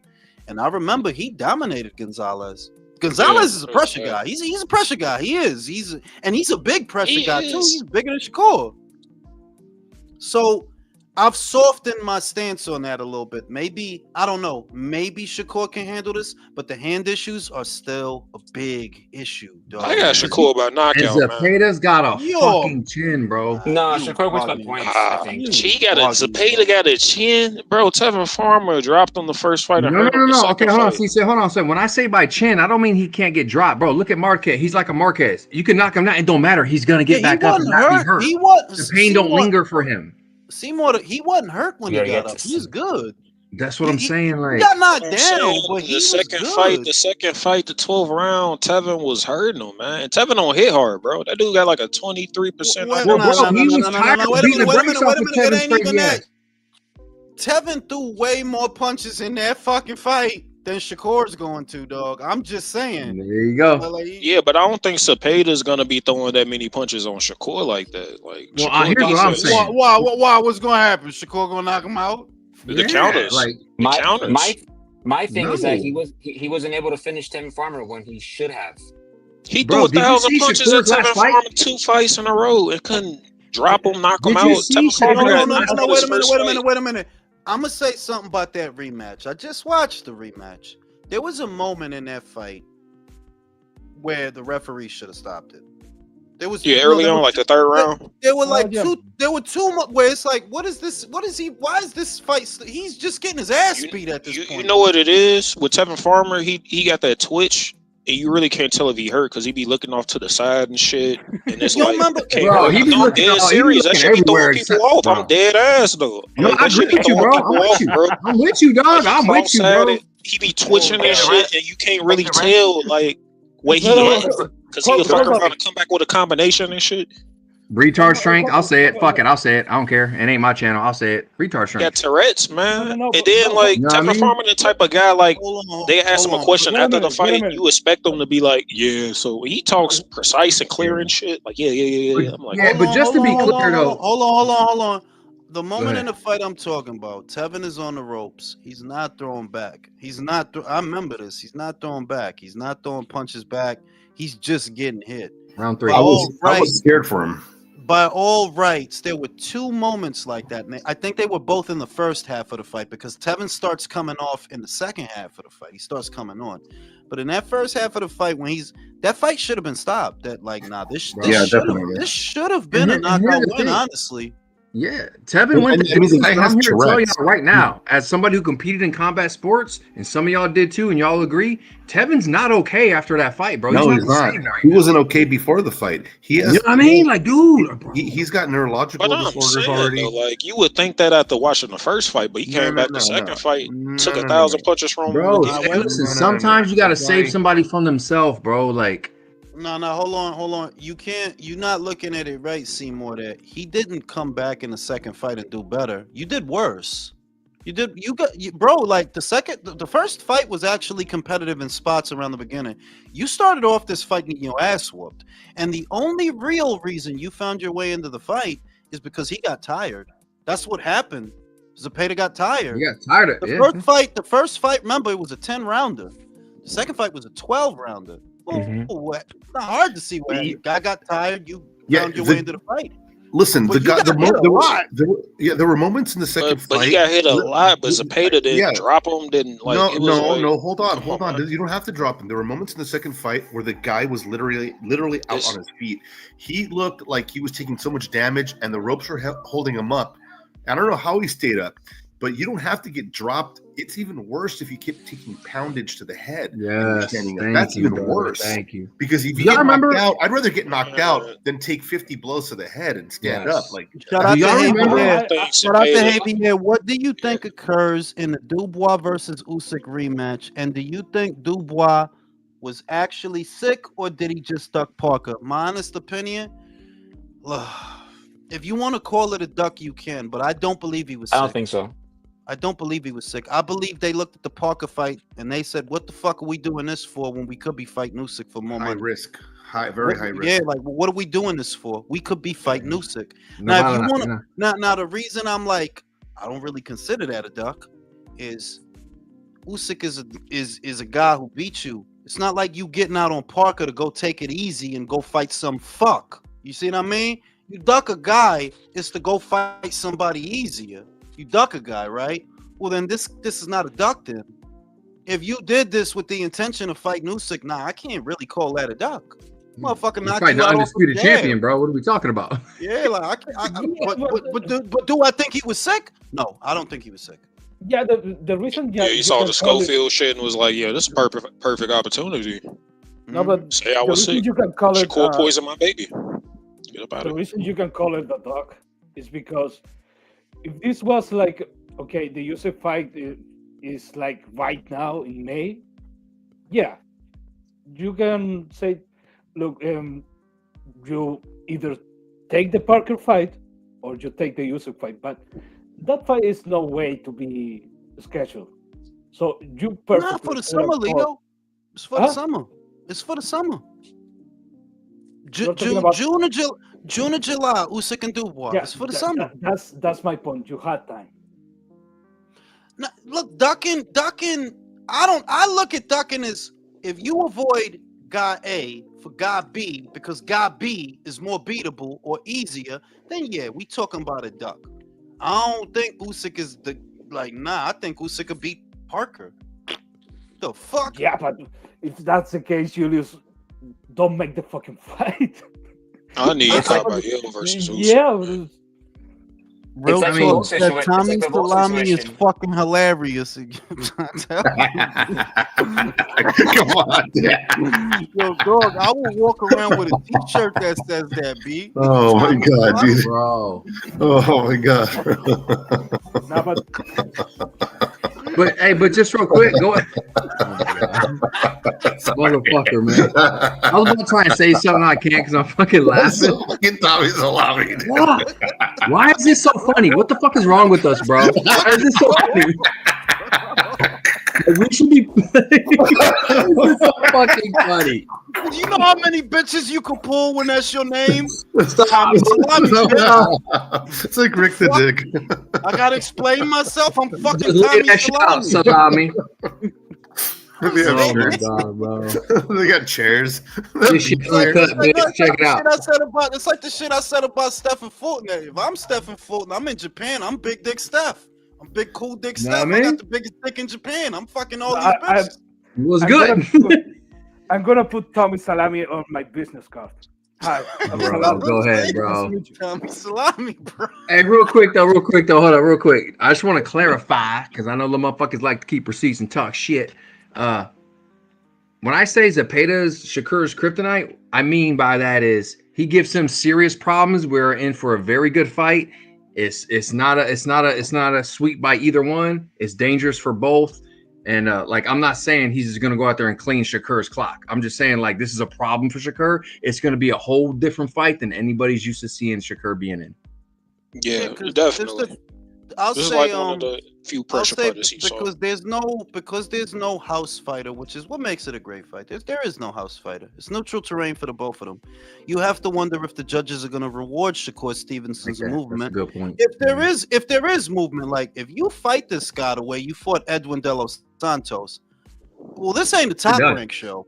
I'm just saying, it's not a top rank show. You know, not a good look. Not a good look. Not a good look. Yeah, and the other thing that someone here said just right now, that you have to be careful, something like that. You have to be careful about Shakur's counterpunching. Shakur Stevenson is not really a counterpuncher. Not really. Most of his work is from the jab with the lead, trying to control the distance. He's not been throwing counterpunches in the way, for example, Teofimo does, or because Shakur gets out the way. He completely exits the pot. That motherfucker's a probiotic puncher, bro. He gets out of there before it happens. He don't counter. It's not that no. It's not that he can't. It's that he doesn't. Thank you. Whenever Edwin got within striking distance of him, he didn't throw a counter. He got the fuck out of the way. He also had a hurt hand that fight, and Edwin also fucking hits harder than Cepeda. Bro, Shakur's hands always hurt. Guess new. What's new? He's always got a hurt hand. This motherfucking bug. I gotta kill a bug. I'll be right back. I don't know. You could have a hurt hand and you can outbox somebody with one hand, like Derevchenko boxed the guy with one hand. Beat 3 rounds out of that fight decisively with one hand. You could do it. This guy chose not to, and he backpedaled the whole way. And that was and he won decisively in that fight. That fight was easy to score. Nah, it was only like 10 punches around. You couldn't count up to 10. It was like, who are you going to give it? Like, it was like, who are you going to give it to? I'm sorry, I probably fell asleep. I don't know. Maybe I'm the wrong guy to ask. But that fight was easy to score. It wasn't a lot of punches that fight. Like Shakur just outlanded him, is what it was. Edwin really couldn't get shit off. Like he was trying to get in the position, but Shakur kept him out of did position. Shakur get shit off? He got more shit off than Edwin did. And that's saying that's not saying a lot. It was one of the lowest concubux boxing scores of all time. And I doubt Cepeda's gonna be able to throw 100 punches around as Shakur. But he might be able to throw it, but he's definitely not landing. He's a volume puncher. I don't care how much you block; those hits are gonna get in. It's gonna discourage him. The counter and it's gonna discourage him. I'm telling you. But he's not a counter fighter. He's a pressure fighter. He's gonna just go out. He's gonna march forward. Got hurt by Tevin Farmer and drop, man. It's like he was kind of sloppy against Farmer too. Tevin Farmer's not cracking, man. Yeah, I get it, but I mean, it's not like Shakur has any power. Listen, Cepeda's a sloppy fucking fighter. It's plain and simple. The guy's just the only way he has got I don't know how he's going to survive his career. The guy's got an engine, but once that slows down, he doesn't have solid fundamentals. He doesn't have solid defense. He has a questionable chin at this point. Now we can all say that, but I still think he's going to give Shakur a very hard fight. He's going to give him a very hard fight. I think he was avoiding Shakur for a reason. I think they were avoiding him for a reason. Yeah. I think Shakur going to knock him out. Even with the I don't think he'll knock him out. Paper mache hands he got. I don't think he'll knock him out, bro. I mean, I think he'll win by points. Yeah, I'd give it to him by points. I mean, I don't have Shakur losing this fight, but I sure as hell don't have him knocking out Cepeda. Yeah, this shit was a video game. Like you get the best version of a guy versus another best version of a guy. I will give pretty good chance to Shakur to knock him the fuck out. But this is not the case. Shakur has been or AI simulation. Yeah, Shakur has been saying very clearly he has problems with his hands. And if you're gonna fucking try to fight off Cepeda, you're gonna have to throw a lot of fucking punches. So he maybe wins a decision, maybe if he makes a really, really good fight, but knocking him out, you're gonna have to throw more. And I don't think he has any in him. I think Cepeda gives you those opportunities. Like he's gonna be open. Like he throws a lot, so it's like he's gonna be open for. I understand what you're saying. If Shakur Steven has had one punch knockout power, but he doesn't. But that's what I'm saying. Tevin Farmer don't got power. Tevin Farmer don't hit as hard as Shakur do. If we going by like KO percentages, and Shakur been fighting tougher competition, so I'm pretty secure to say Shakur hits harder than Tevin Farmer. It's like if you getting called by Tevin, getting dropped by Tevin, hurt by him, it's like Shakur is laser with his shit, like precise. Like that's a very good point. That you could say that Shakur Stevenson is better than Tevin Farmer, and Tevin Farmer. Oh yeah, he's definitely another league. Mm-hmm. I mean, Tevin Farmer's also not a young guy anymore.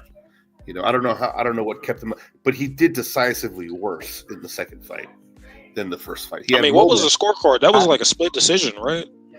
I don't know. What's the majority decision? I don't know, but from what I saw decisively like worse performance from Tevin Farmer. Although he did have pockets, he had moments where he counterpunched and he was landing some good leather, but they weren't very far and few in between. He looked like he was in very serious trouble. I made a comparison between it's similar to what happened in the fucking Katie Taylor versus Amanda Serrano too. Like, yeah. You can check the compu box if you want to say who won the round. The problem is one of the things that was lacking in Amanda Serrano's performance was defense. Yeah, she was taking the punch, but it was getting clean. It was clean. It wasn't getting punched clean a lot, and she wasn't defending. Katie Taylor was getting hit a lot. But she wasn't defending. She was putting a high guard. It was trying to roll, trying to go out, trying to clinch to diminish the punches. So yeah, under that assumption, you can give him some of the rounds to making her the winner. And in the case of fucking Devin Farmer, the reason that I think you got a majority decision is because, you weren't punching as much as fucking Cepeda, but you were showing defense. You were trying to roll with the punches. You were trying to cover yourself. Cepeda wasn't doing nothing like that. Cepeda was going forward and throwing a lot of punches. That's it. So under that, I can see one of the judges saying, okay, he did enough to get that roll. Not for the other two judges. The other two judges didn't buy that shit. But do you understand what I mean?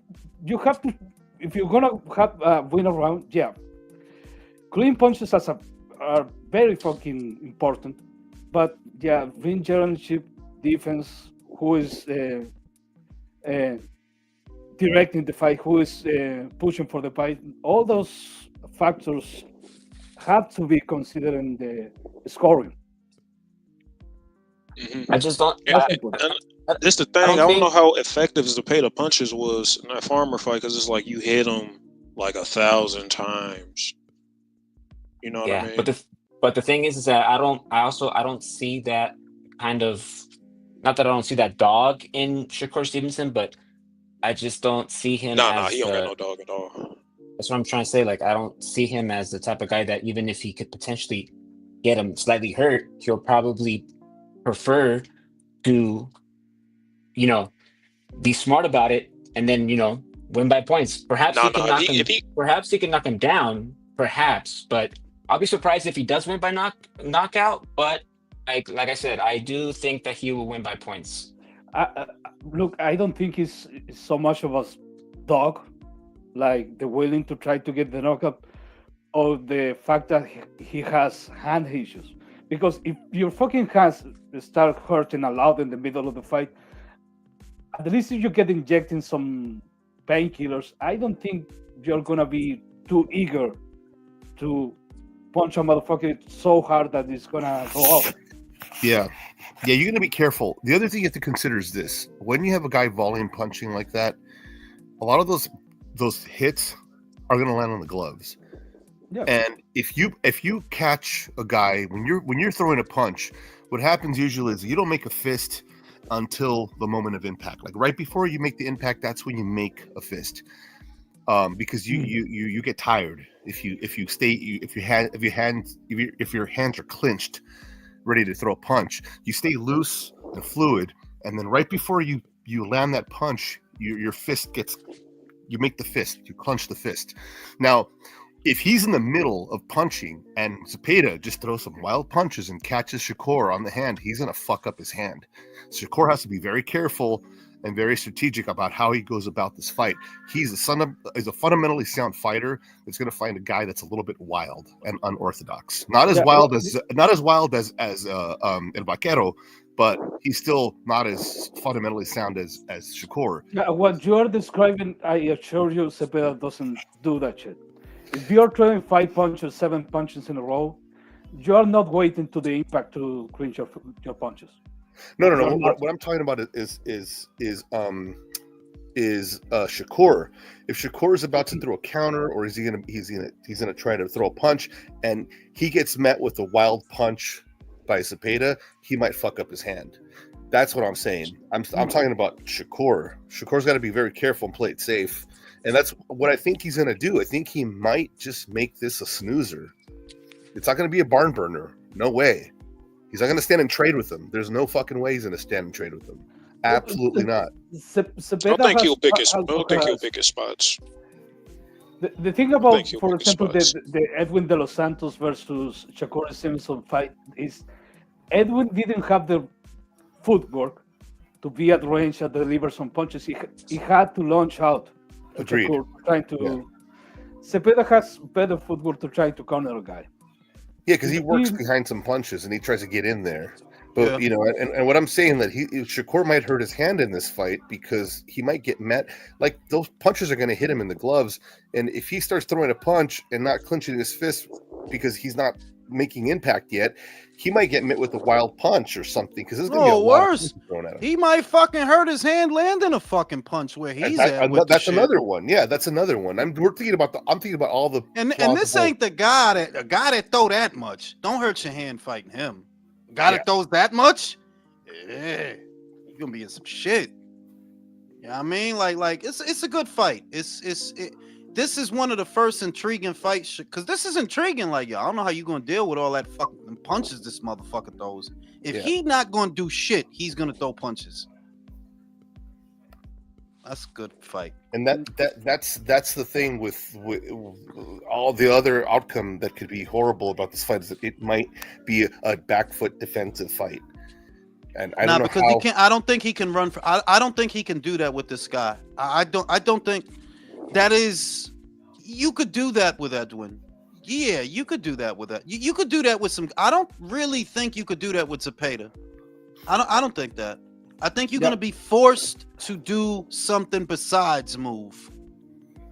You're gonna be forced to. If he starts trading with him, it's shit, dude.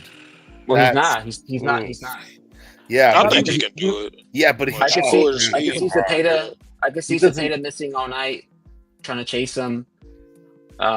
This dude. If all he does is move, Seymour, I don't think they're gonna reward that shit. He's gonna be getting his off, but I think he's gonna be constantly moving for the most part. Yeah, that's what I'm saying. It might be a back foot bitch night, and it's gonna be boring if that's what happens. If that's all he does, he's gonna have to keep it up for 12 rounds. I don't know. Like, and I'm not talking shit. I'm just saying that. Look, if you do what you did with the De Los Santos fight. This is not a top rank show. That's what I'm telling. It's not a top rank show where you better get the memo. You know what I mean? The other thing is when you're fighting a guy that uses a feud shell, sometimes makes you headhunt him because he's using his left hand. If you're not lefty, you're using the left hand to cover most of your body, so people get discouraged to go to the body most of the time. Zepeda doesn't give a fuck. Yeah, he don't. He's gonna try to rip your fucking guts. He's gonna punch whatever the fuck. He'll punch you in the foot if he has. He'll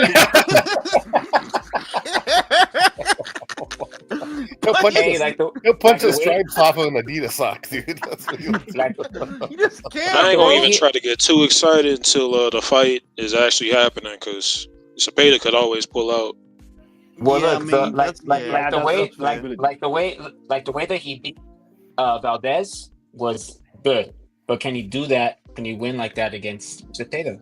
I think he can. I don't believe Zepeda power for real. Yeah, no. It's not the power thing. It's the volume. And Valdez is not a good example. Valdez don't throw as much as this guy, dog. This guy is a punching machine. Like, bro, all he does is throw punches. He's got to be on juice of some kind, dude. There's no way. Yeah. I mean, there's no fucking way. On that Mountain Dew, man. The dude holds the lightweight record. Understand that. The dude holds the lightweight record for the most punches ever thrown in a lightweight lightweight fight. I can't believe it. It's la carne. It's something, dog. Like I did not know he held the record. That's crazy. It's a claim. But this is believable. Yeah, that motherfucker it's for the I believe it's for the Jojo Diaz fight. The most punches ever thrown in a lightweight contest. Holds the record for crazy, that shit, dude. Dog. That's fucking crazy. That's fucking. That motherfucker takes a bath on Clenbuterol. Bro. Oh, dude, he's bathing in that shit. He's in a hot tub. No. I'm saying he's fucking swishing his mouth in the morning with that shit, dog. You know what I'm saying? Like he's on something, bro. He's on something. That Michael Jordan secret sauce. You know what I'm saying? That shit Space Jam. That juice of Space Jam they gave him. And it's becoming more obvious because look, there was no testing in the first fight for Tevin Farmer. Oh, gee, I guess that's a fucking coincidence. There was no testing. Tevin said they were contracted to have anti-doping testing, and there was none. None before, none after. Which, well, that's why there was a rematch, because y'all breached the contract, and in order to not get sued, y'all better give Tevin another one. Y'all better give him. He got his ass beat, But still, like, yeah, that's an important detail that y'all didn't test this guy. Well, that explains a lot. You know? Did they test it in the second fight? I don't even know, dog. To be real with I you, didn't I hear don't anything even about know. it. I heard. I didn't hear that. I didn't hear that Vada. Yes, these fighters have successfully passed the Vada course. I didn't hear that shit. Yeah, Didn't see it. I didn't hear it. It was not. It was a non-issue. They probably told Tevin, "Yeah, we'll give you a rematch, but there ain't gonna be no testing." You cool with that? Oh, dude, fuck. One of the things that if you are on the juice.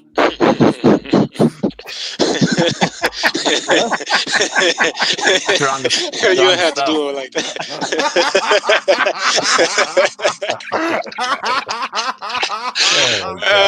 You stupid.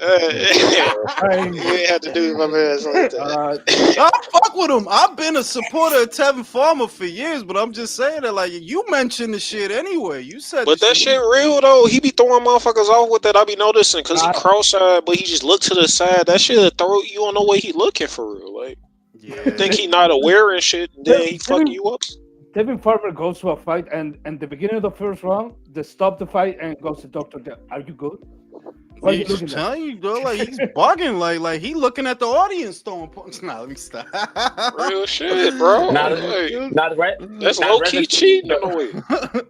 The ref is like, "Yo, you're looking at me with one eye. You're looking at your corner and the other. What's the deal? What's the look?" It's to the point. Tevin don't have to turn his head to go in reverse, bro. He really don't have to, bro. You know what I'm saying?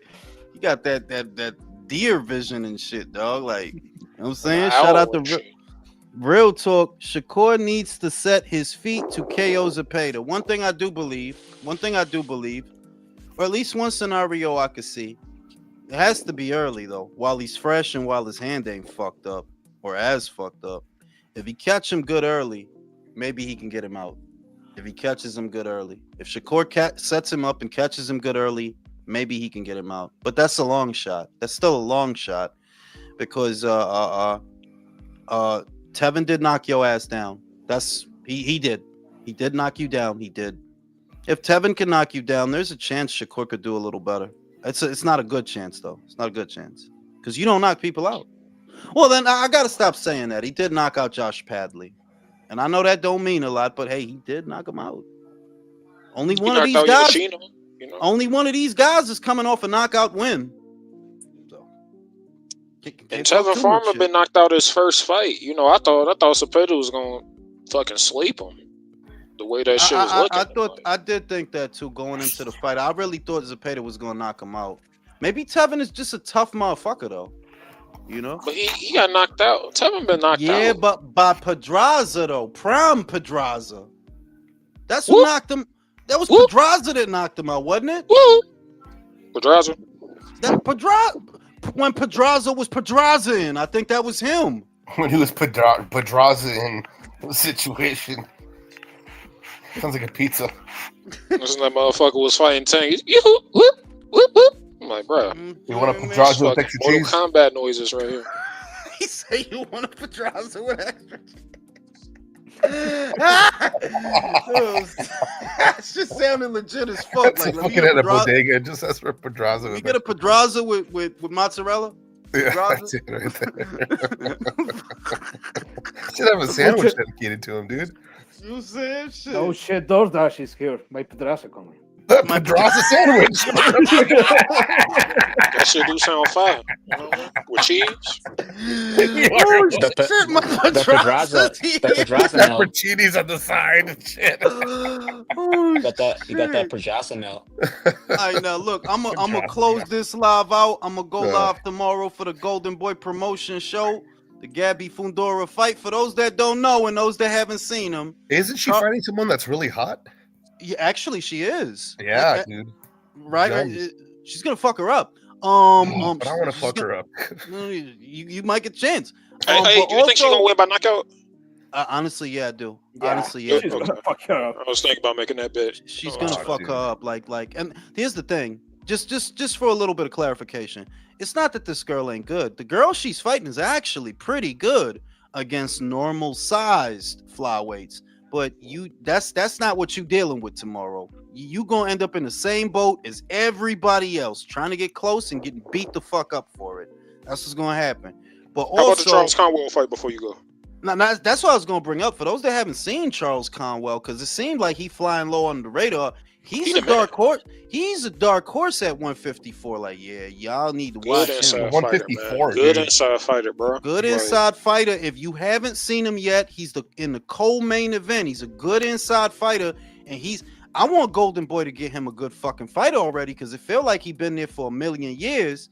But yeah, y'all need to watch out for Charles Conwell. He's the co-main. Need to see him versus Virgil for real. Stop bullshit. They are not gonna do that. They're not like I get it, but they not gonna do. They stable not be hard, bro. You they know stable, that yeah, be? but they stable is not like I get it, but they stable not deep enough for them to feed one to the other. They will not do it. They won't do it. Yeah, you can't sacrifice a twin. Yeah. So on that note, I see y'all on the next one. Yeah, man. Good night.